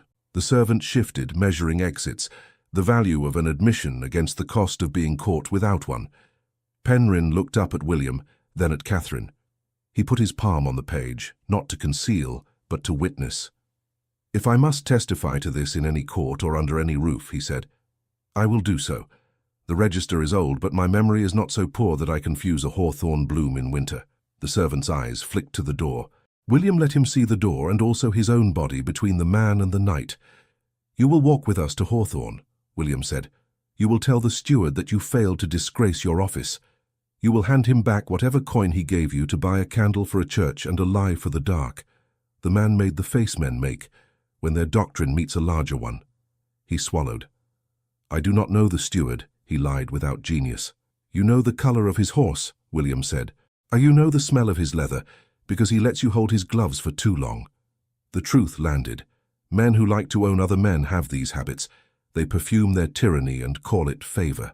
Penryn closed the register long enough to carry it himself back into the small nave. There he set it on the table and took up a pen. "An affidavit may begin as a letter," he said. "Later we will fetch witnesses and seals. Tonight I will write what I saw when I was a younger fool." He wrote, the nib scratching like an insect content with its work. Catherine stood steady, lantern light shaping the small world into a place where a person could keep her balance. She felt the fear behave itself. It did not go away. It sat where she had told it. She watched William watching the parson's hand, and in his face she saw not triumph but grief for time misused, for letters not read, for years that had believed themselves necessary and had been, instead, cruel. The servant took a step, one of those steps that intends to become 3 steps, then 5, then flight. William did not look at him. "If you run," he said, conversational as a man asking for more salt at supper, "I will send Beadle Hart to fetch you, and he fetches nothing gently. Stay. Think what you will. Learn something." The man stayed. He watched the parson write and did not know what he was learning. Perhaps later he would. Penryn sanded the affidavit and blew the grit away. He folded the paper and handed it to Catherine first. "Read it," he said, "because women are always made to sign what they have not read." And he refused his church that sin. She read. The lantern gilded the words mercy and law until they looked like kin instead of quarrels. She nodded. William read next, mouth tightening again at some loss the sentences represented. He nodded too. Penryn enclosed the paper and tied it with thread that had once fastened a packet of tea. Every scrap repurposed in service of a better thing. "Now," he said, voice lighter only by a hair. "The sensible part. How to keep this safe from a bonfire." "We will take it to Hawthorne," William said. "My study has a safe that was made when my grandfather believed thieves were cleverer than the clergy." Penryn smiled, brief and kind. "They are clever enough to keep me employed," he said. He turned to the servant. "You will come and you will meet my churchwarden, who can tell when a man lies even when the man thinks he is still telling the truth." They stepped out into the night again. The wind had not improved its manners, but it did not worsen them either. The horses blew steam like dragons almost persuaded to be domestic. William helped Penryn mount. He held Catherine's elbow as she stepped up onto the borrowed mare the parson had ridden, an old creature who knew how to be trustworthy. Catherine's skirts arranged themselves without fuss, as if they too had decided to be brave. They rode down the ridge together, slow enough that the register would not feel as if it were being hunted. The servant came behind on foot, because dignity can be taught in little lessons. At the bottom of the hill, the lane widened and accepted them with the civility of a road that has carried more than one kind of journey. By the time they reached the castle, a thin seam of light had begun under the east. The courtyard had not yet woken, but it had begun to think about it. William handed his reins to a sleepy groom and led them not through the great doors, but through a side entry that had been meant for people who had business instead of ceremony. In his study, he spun the dial on the iron safe, the old mechanism complaining and obeying in equal measure. He placed the register inside as if laying a child into a cradle. He set the affidavit on top and closed the door. The heavy click sounded like a conversation finished. Penryn sank into a chair without apology. He took off his hat and put it on the floor beside him, the way a man does who intends to respect even his own hat when truth is in the room. "I am sorry," he said, looking at Catherine, "that I was late, that I am old, that I did not batter down doors with my sermons when doors were being shut against you." "You baptized the first light of my life," Catherine said, and surprised herself with the sentence, because she had never said it aloud. "You have done enough for me tonight to cover many late mornings." William stood by the hearth without leaning on it, though he looked as if he might have liked to lean. There was tenderness at the edges of his face now that could not hide entirely when weariness made it impatient with propriety. "We have the truth," he said. "The question is, what will be done with it?" Catherine's hand went to her throat, to the locket she had tucked back into its ribbon. "We will not let it be burned," she said. "Whatever else, we will not let it be burned." A sound carried in from the courtyard then, not loud but certain. Bells. Slow at first, then gathering themselves into the pattern that tells a house to come awake. Not chapel bells, richer than that. Hawthorne's bells calling for a different kind of worship. A footman, pale with duty rather than fear, knocked and entered. He looked briefly at Catherine and Penryn as if to remind himself to be a man in a room and not a rumour. He bowed to William. "Your Highness," he said, "you are summoned to the great hall at dawn. The Privy Council requests your presence to speak of your imprudence." Dawn washed the study in a pale, reluctant gold. The footman's message had left the room colder than it had been. William dismissed him with a nod, and then stood very still, as if stillness might give him another minute to decide who he intended to be. He turned to Catherine. "Before I am summoned into their words," he said, "I will speak mine." Reverend Penryn rose, reading the hour and its needs. "I will wait in the anteroom," he said, collecting his hat. "A parson's patience is a disease I encourage." When the door closed behind him, silence consented to stay. Catherine's hands were steady now, because steadiness had been needed so thoroughly that her body had given in to it. She looked at the man before her without averting, because the night had stolen the uses of pretending. William took one step, then another, as if approaching a shy creature who might bolt. He stopped short of reaching for her. "Catherine," he said, and the name came out on a breath that was part apology, part prayer. "I married you." The sentence did not require an answer.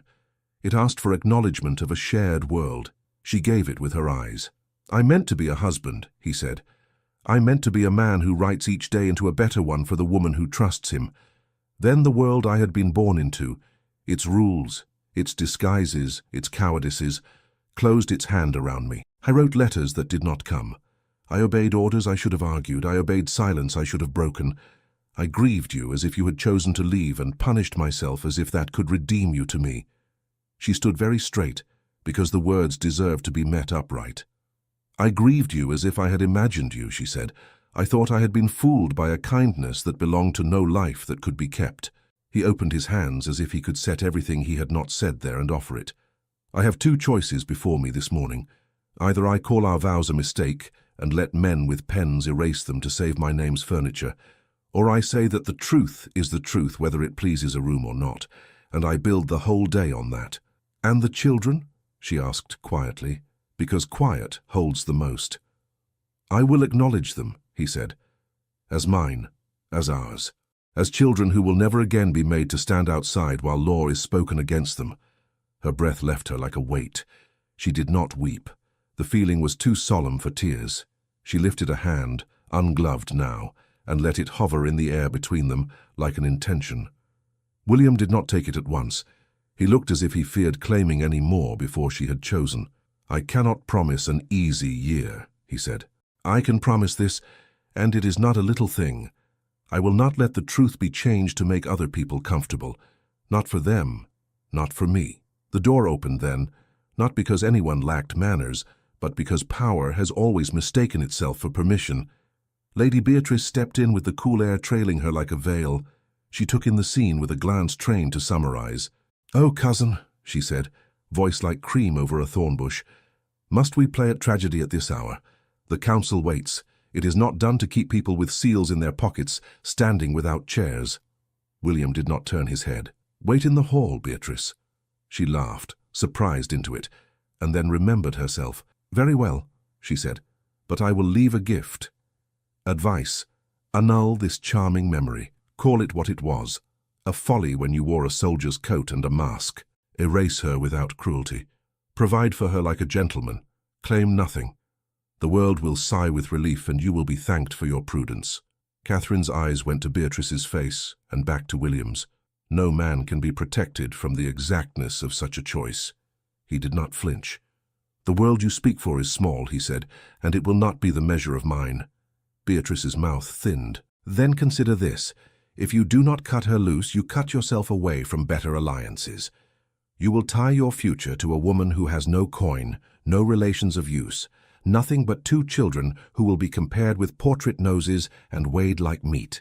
She will be called grasping. You will be called weak. The council will badger you into legality and pretend to bless it by blighting it." "Leave us," William said again. The gentleness was gone now. Beatrice went, because she knew when to retreat to make the next attack more elegant. He turned back. "They will ask me to annul our marriage retroactively," he said, not as conjecture, but as if he had been carrying the sentence in his pocket since midnight. "They will tell me to send you away with money. They will tell me to deny the children-in-law, even if I cannot in my own eyes.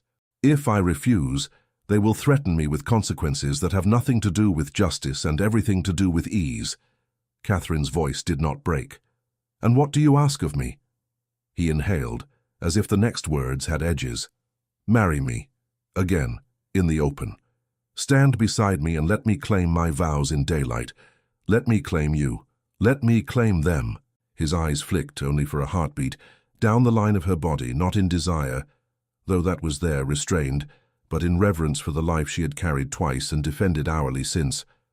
"Or," he forced the word out, "if you believe that vanishing would be kinder to them, tell me to disappear instead. I will give you money and quiet. I will let the town remember a story that keeps you safe from its tongue." She stood a long moment, so long that even the clock held its breath out of respect. The laundry wing, 2 floors below, would be waking soon. Mrs. Hart would begin her mighty campaign of small orders and gentle glories. Thomas would roll over and find his horse's ear intact and believe that the world was a place where things could be mended. Catherine thought of all that. She also thought of rooms like last night's that would refuse to soften just because a prince carried flowers, of corridors where names walked ahead and pushed others into the wall. She thought of the hawthorn pressed flat in her locket, still white though browned at the edges. She thought of vows made to a truth that had no patience for fear disguised as prudence. "I will not be erased," she said, "and I will not let them name my children wrong so that other people may sleep more easily." She lifted her hand, no hovering now, and placed it in his. "If you stand, I stand." He closed his fingers over hers as if enfolding a flame he meant to carry. Something unclenched in his face that had lived there since the night they had said, "I will," in a cold chapel with a bloom out of season. He lifted her hand and pressed his mouth to the pulse at her wrist. It was a reverence that resembled worship. "Then we go," he said. They crossed the corridor together. Beatrice watched from a chair by the door with a face composed into concern. She rose to walk with them and found herself neatly flanked by Mrs. Hart, who had materialized out of domestic air like a consequence. Mrs. Hart took Beatrice's arm with the imperious intimacy only a housekeeper can manage. "You will forgive me," she said brightly, "but Cook insists we inspect the tea breads for the council. They are men who do not understand what holds them upright." Beatrice allowed herself to be steered 2 steps, then slipped free with a tart smile. "Later," she said, "I would not miss the spectacle." The great hall had arranged itself into a ceremony without the ceremony's graciousness. Chairs for the council, a table for papers, a space left open that was shaped exactly like a woman's mortification. Men in strict coats turned to watch the pair enter. Some looked grave because they believed it made them just. Others looked pleased because the day had delivered a play and they had good seats. William did not pause under the weight of the watching. He led Catherine forward to a place not at the back, not at the side, but where a person would stand who had business here. Reverend Penryn stood already to one side, hat under his arm, a folded document in his hand, his expression mild as a man firmly planning to be troublesome. The Lord Chancellor cleared his throat and made a small arrangement of his papers, like a priest adjusting his stole before scolding a parish. "Your Highness," he said, "we convene under unhappy necessity. Rumors have preceded the truth. We must decide which to honor." His gaze flicked to Catherine as if she were a word he had not learned to pronounce. "The matter concerns a purported union in a country chapel, a mistake of youth, we are sure, that must be set to rights before it becomes a cudgel for the malicious." William's voice did not concern itself with being musical. It concerned itself with being true. "There is nothing purported about my vows," he said. "There is a register and a parson and a memory more faithful than some lords' consciences." A stir. The Chancellor lifted a palm.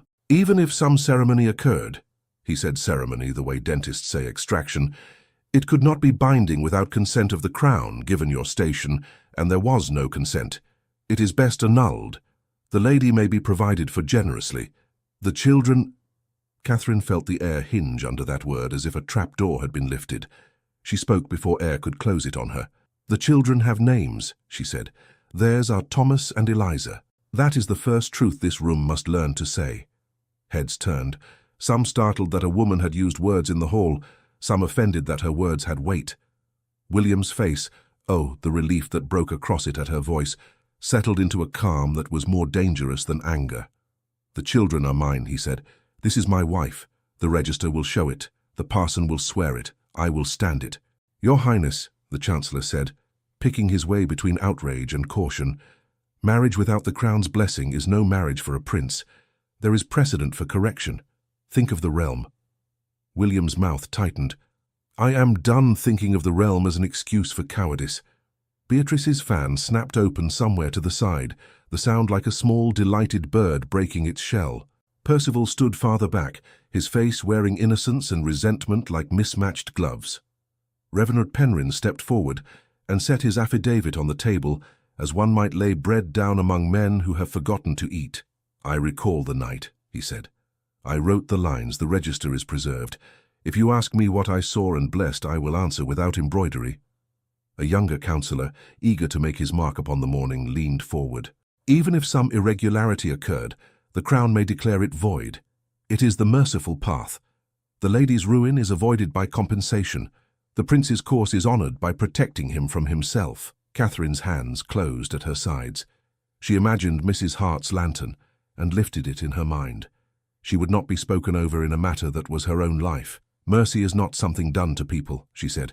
"It is done for them, and only if they ask for it." The Chancellor frowned, discomfited not by the thought but by the speaker. "Madam, your feelings, though perfectly understandable, are not the engine here." "Then let us use law," William said. "The register and the parson's oath are law enough in any village where the Crown pretends to understand its subjects. If you mean to say that a prince's word is less binding because his name is larger, say it plainly, and I will learn a new world in which my honour counts for less than a farmer's." Murmurs now, the kind that suggest men have been reminded they have spines. The Chancellor glanced down at his notes, as if hoping the ink had reshaped itself into rescue. It had not.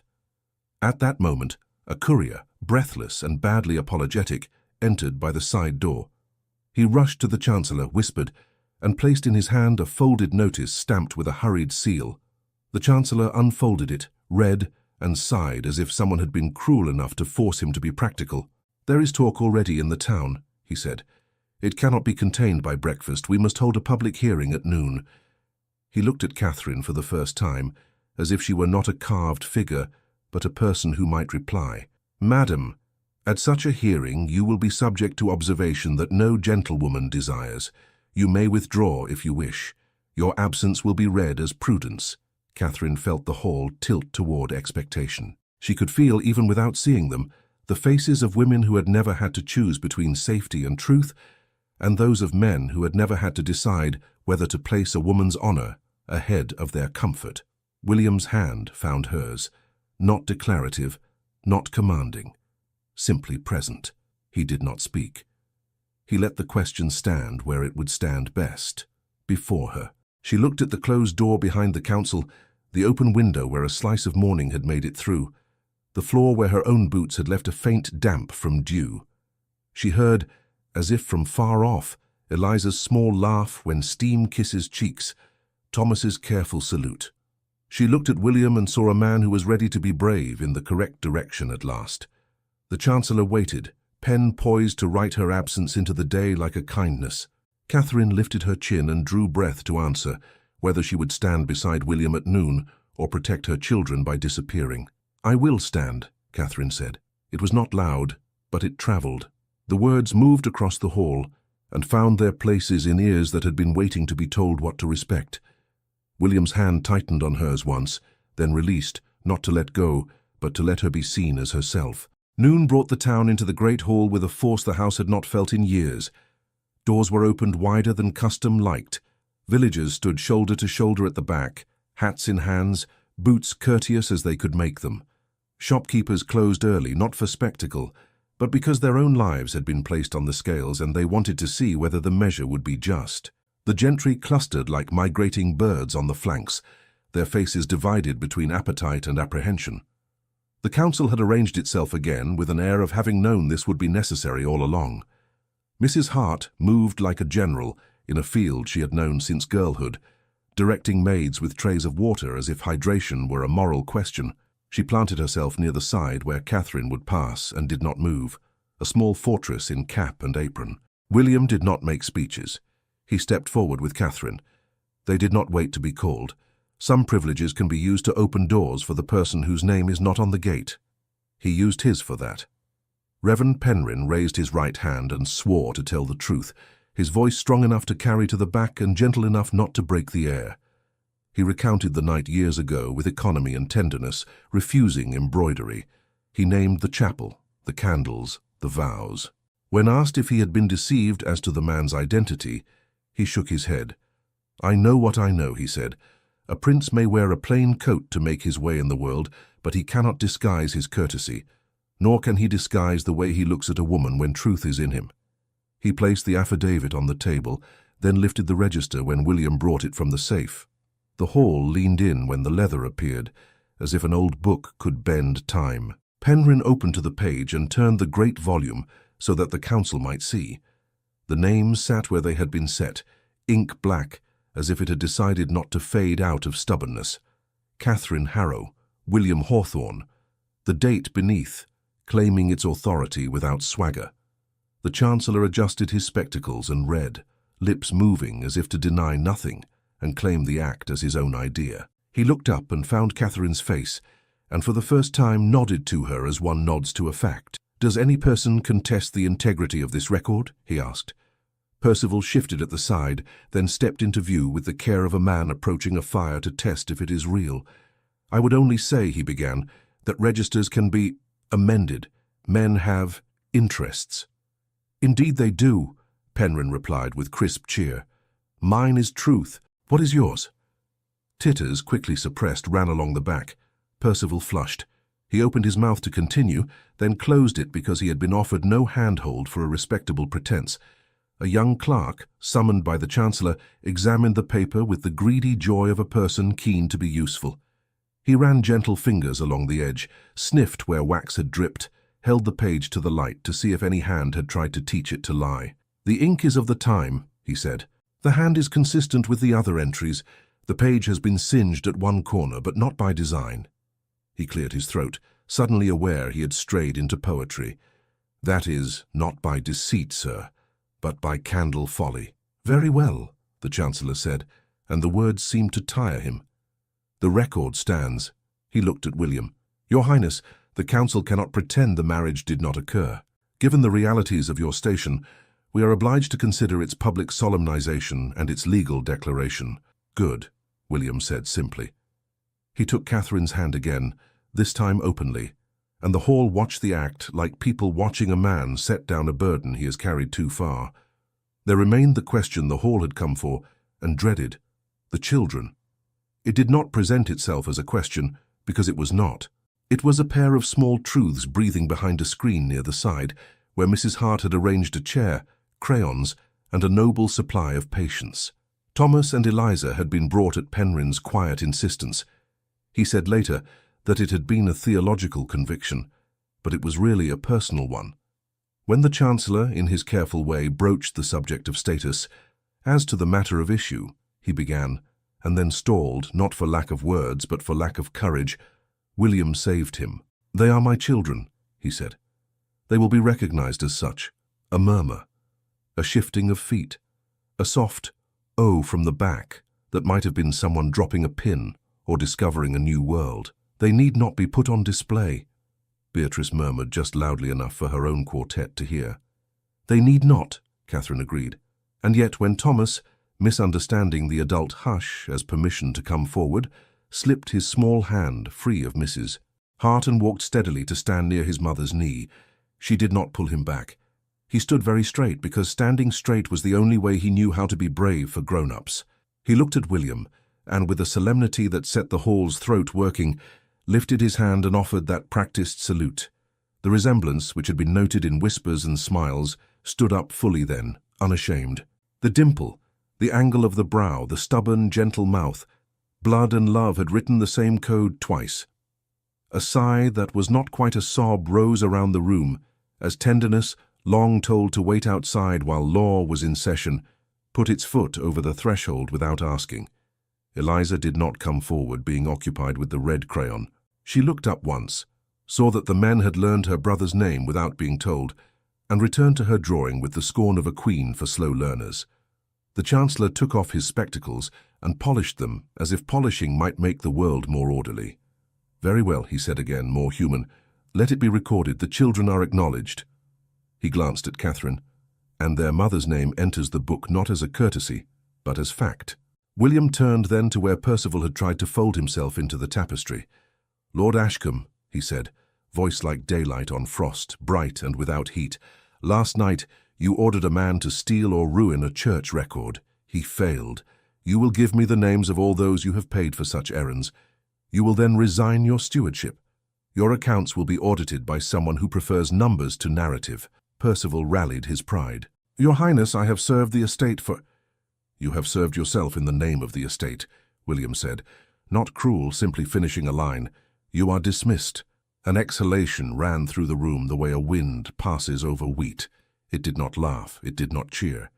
It recognized justice as a shape the body has always known it should make, and was relieved to see it made. Beatrice, who had expected spectacle and found verdict, folded her fan. "Cousin," she said later, when the moment allowed for private malice, "you will be forgiven by the sentimental and despised by the clever. You have chosen a hard bench." "So be it," he answered without malice. "It is the bench that holds." Matters of law and paper took the next hour. There were signatures, seals, notes to be carried to town and to church. The Chancellor spoke more softly than he had at dawn. He did not apologize. Men of his sort rarely do. He did something better. He used the weight of his office to put into the minutes sentences that would shelter the vulnerable. When gossip scattered like birds. When it was done, when the hall had remembered that it could relax its shoulders, Mrs. Hart, with the instincts of a general and the manners of a saint, found that a table had appeared with bread, cheese, and tea. People eat after battles. It is one of the wiser human habits. Villagers drifted toward Catherine with the careful courtesy used for queens and grieving women. The baker's boy managed, with courage he would tell his children about one day, to meet William's eye and say, "Thank you, sir," as if he were talking to a neighbor who had lent him a ladder. Penryn blessed them with brevity. He told one woman who whispered that the Lord's favor is not a ribbon that can be pulled off and pinned on elsewhere, depending on who is staring. He told a man with theories to help.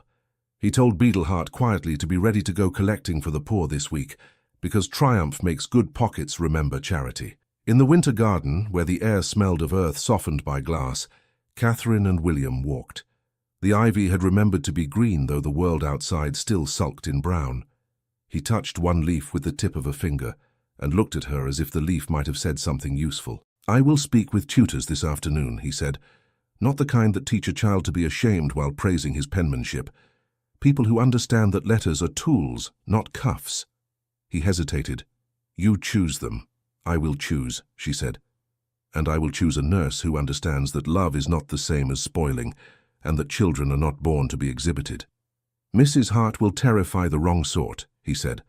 A smile threaded into the sentence. They sat on a low iron bench, where the metal had remembered last summer's warmth longer than anyone had a right to expect. Thomas chased a beam of light with the horse held upright, as if prancing were a duty. Eliza made a nest of leaves for her crayons, and declared it a palace where red is king. "Will you forgive me?" William asked, not as a prince, but as a man who knows the difference between pardon and amnesty. "I do," Catherine said simply, "but I will not let you forget." She laid her hand over his, and it was not a correction. It was a bond. "Nor I," he said. They walked again, not like two figures in a painting who have been told to look at one another, but like people who have learned to feel the other's step. They spoke of small things as leaders of households do when the crisis has passed, and the real work, which is daily, begins. Boots for Thomas, a stool for Eliza that would not tip when she stood upon it to see the view, bread to send to a woman near the mill whose husband had broken his back without breaking his pride. The question of where to place the toy horse at night so it could be found when mornings required courage. Penryn came to them where the citrus trees made little bright proofs of summer. He had his hat in his hands again, because the old lesson to remove it in the presence of holiness had been repurposed by his own soul to include other kinds of sanctity. "I will publish the bans when you wish," he said, businesslike and tender, "or we will go quietly and do the thing without making the town drunk on celebration." Catherine looked at William. "Not grand," she said, "not a spectacle." He nodded. "At dawn in the chapel," he said. "The same place, the same truth, only the light clearer." Penryn smiled, eyes bright and not ashamed of it. "I will lay the same cloth on the table," he said, "and find another hawthorn bloom, if the hedge will oblige me out of season a second time." The afternoon passed with the house returning to itself, as houses ought to after a morning has tried to make them a court. Percival was seen leaving by the servants' gate with a single trunk. He did not look at anyone, which is the smallest courage he showed all day. Beatrice made her farewells and forgot her gloves on purpose. Mrs. Hart sent them after her, with a maid who could be trusted to give them to a footman who would be careless. Some justice arrives in trifles. Toward evening the villagers' faces softened into ordinary again. The baker reopened. The boy whistled a braver tune. A woman who had once left apples without waiting for thanks came with 2 more and carried on a discussion about flour, as if she had no idea she had given anything but advice. In the quiet before supper, Catherine stood with Mrs. Hart at the laundry door and watched the steam rise. "You carried your lantern well," Mrs. Hart said, as if evaluating a day's ironing. "You did not set anybody's hair on fire with it, which is more than I can say for some." Catherine laughed, and it was a relieved sound, a sound that had found its place. "I will carry it again tomorrow," she said. "You will carry it every day," Mrs. Hart answered. "But some days it will feel like a candle in your pocket. That is enough. The dark pretends to be larger than it is." When night fell, the castle slept with the particular sleep that follows a day that has taken a decision and must now do the washing up. Catherine tucked Thomas in with his horse under his arm, and Eliza with her crayons arranged like a crown on the stool beside the bed. She checked the latch, smoothed the covers, and stood a moment to savor silence when it is a friend instead of an enemy. She met William once more in the winter garden before the lamps were put out.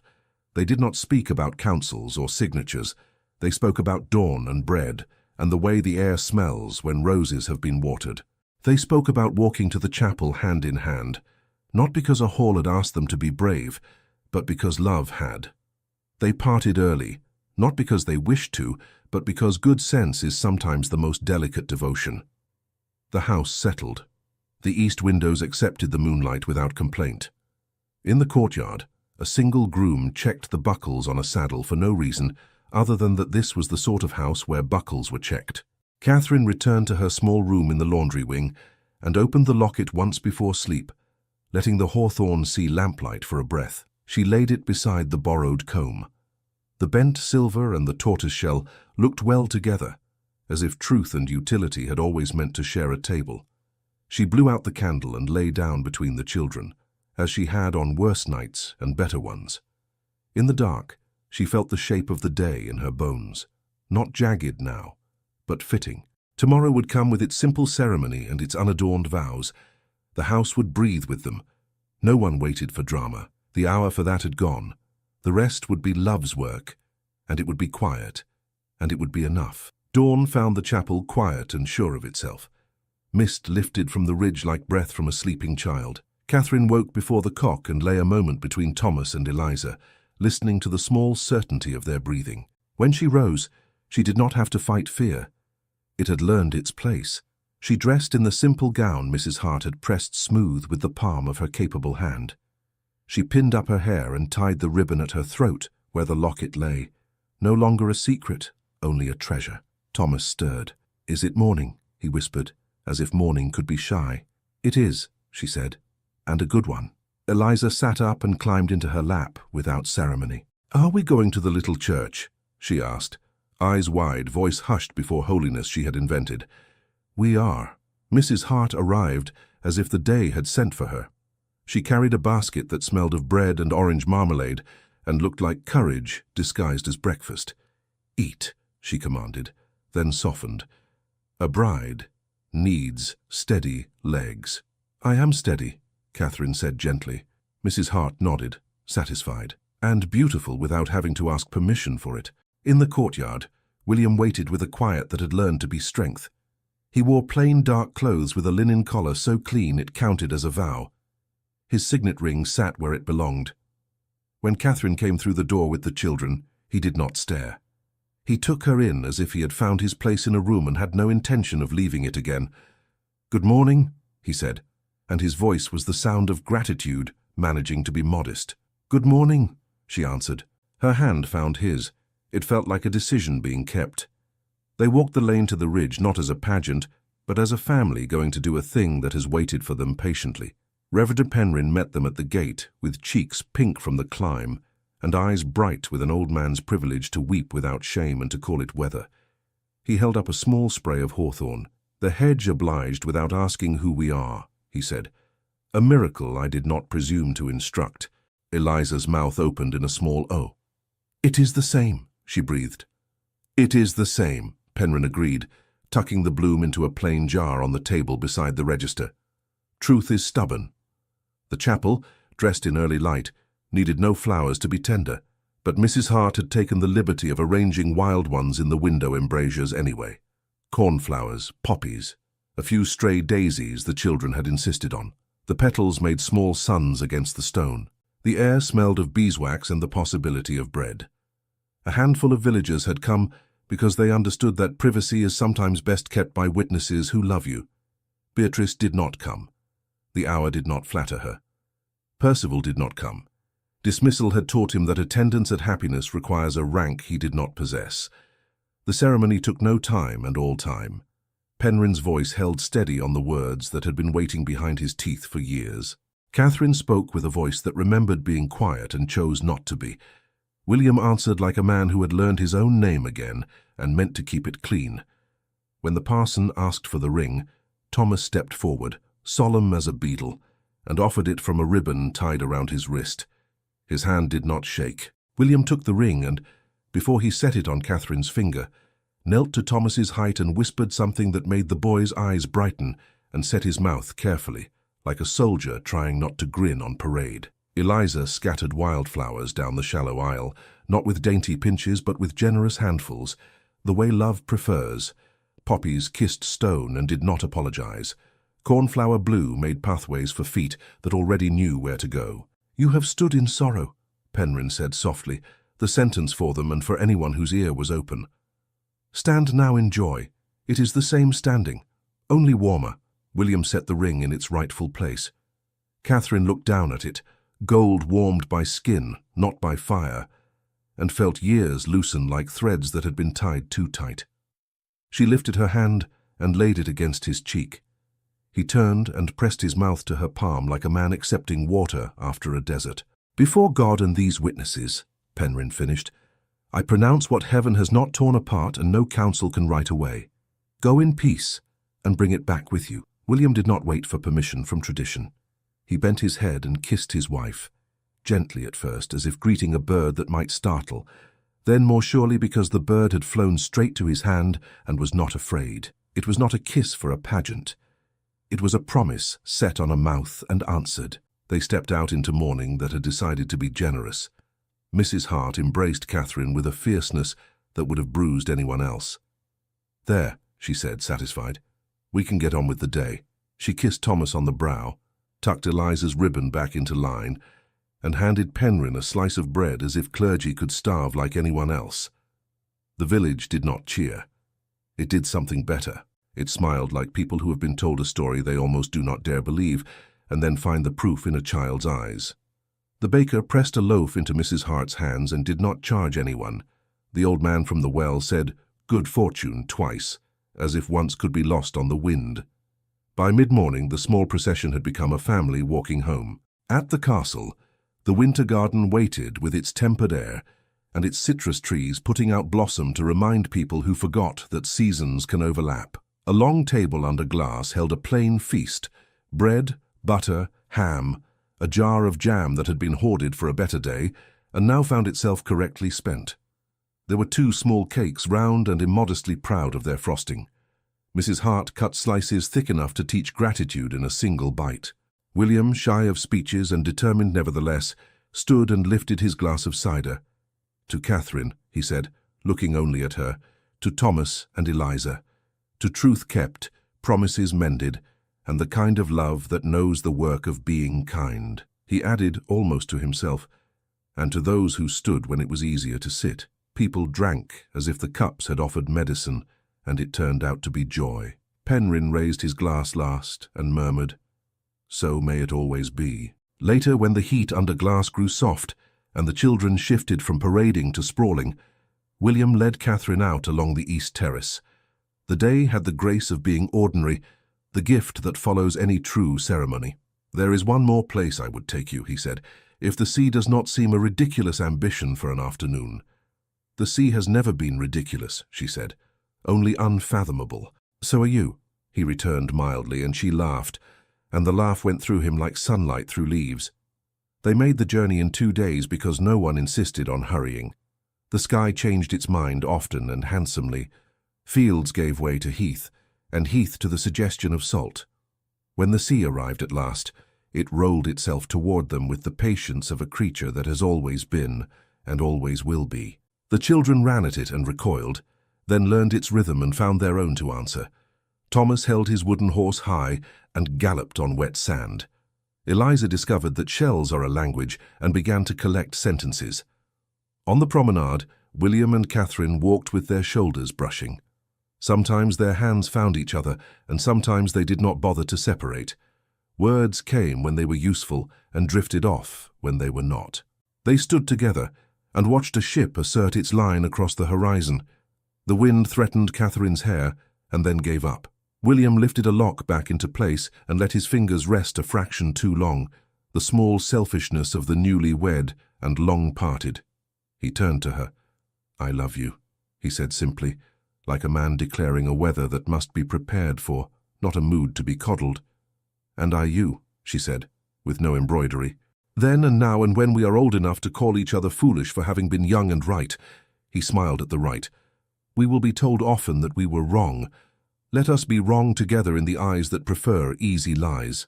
"Let us be right in the life we make," she answered. They sat on the steps where the promenade met the sand.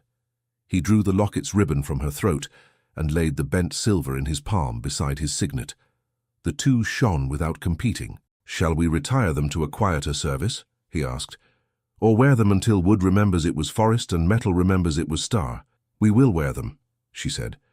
"And when we set them down, it will be because we have put something better where they lay." He reached and drew her close. The kiss they shared here was not the chapel's pledge, but the day's harvest, richer by sun and salt. It was patient and sure and not hurried by spectators or interrupted by the thought of letters not received. When they parted, their foreheads rested together with the relief of travelers under a roof they trust. Thomas and Eliza arrived with treasures. "For you," Thomas said, offering a shell that had the shape of a small ear. "It listens," he explained. "You can hear the sea even when it is busy elsewhere." Eliza presented a piece of sea glass, the color of spring. "It used to be sharp," she said gravely. "Now it is good." Catherine held both gifts as if they were sacraments. "So it is with hearts," she said. "So it is with men." William laughed under his breath and did not mind being corrected by truth that wore a ribbon. They walked on until the light began to think of evening, and the air asked for shawls. They turned toward their lodgings with the manner of people who intend no grand literature of their lives, only the exactness of daily tenderness. Back at Hawthorne, weeks made their honest procession. Tutors came and learned to make lessons feel like discoveries. A nurse sang songs that did not condescend. Mrs. Hart ruled and was adored. The chapel remained, its doors rarely locked now, because some doors are safest when easy to open. Percival's office acquired a new steward who spoke softly and took his hat off in kitchens.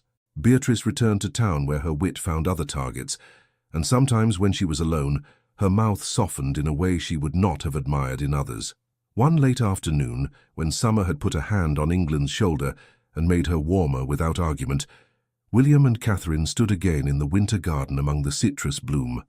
The locket lay open on the table beside them, the hawthorn petal framed in light. The signet ring sat near it, no longer the tyrant of decisions, merely a witness to them. He touched the bloom with a fingertip and did not fear breaking it. "Do you ever wish," he asked, "that the first story had not been interrupted, that letters had come, that a younger version of me had set aside compliance sooner?"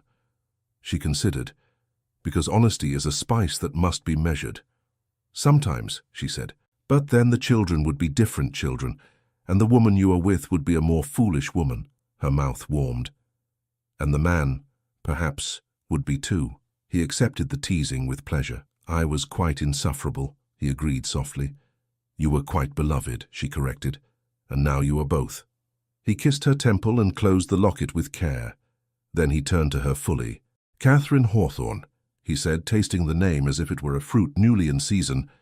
"Walk with me every day you are given, and when we are done walking, wait for me by a window that looks on a garden." "I will," she said, and felt the word enter the bones that had learned to carry heavier things. They walked out into evening with Thomas at one side, Eliza at the other, a page of the future turning with no sound at all.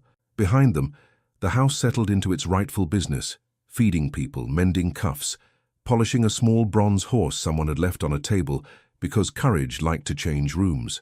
And to those listening now, in a time that forgets the shape of vows and remembers the sting of cold voices, hear this: power mistakes poverty for unworthiness until love teaches it to see. Courage is not a shout. It is the quiet hand that reaches back and does not let go. Honesty does not make the path easy. It makes it true. Kindness is not weakness. It is the strongest work a heart will ever do. Choose love over fear, and you will make your century gentler than you found it. Thank you so much for listening to this story all the way to the end. We hope it moved you as much as it moved us while telling it. We'd love to hear your thoughts. Leave us a comment telling us where you're listening from and what you liked the most. Rate this story from 0 to 10. What score would you give it? If you enjoyed this story, don't forget to subscribe to the channel and leave a like as a show of support. That really motivates us to keep creating and sharing more stories full of emotion and life lessons. And before we go, we want to remind you that an exciting and heartwarming story recommendation will appear on the final screen. If you'd like to enjoy it, just click on the video. Thank you once again for being here, and we'll see you in the next story.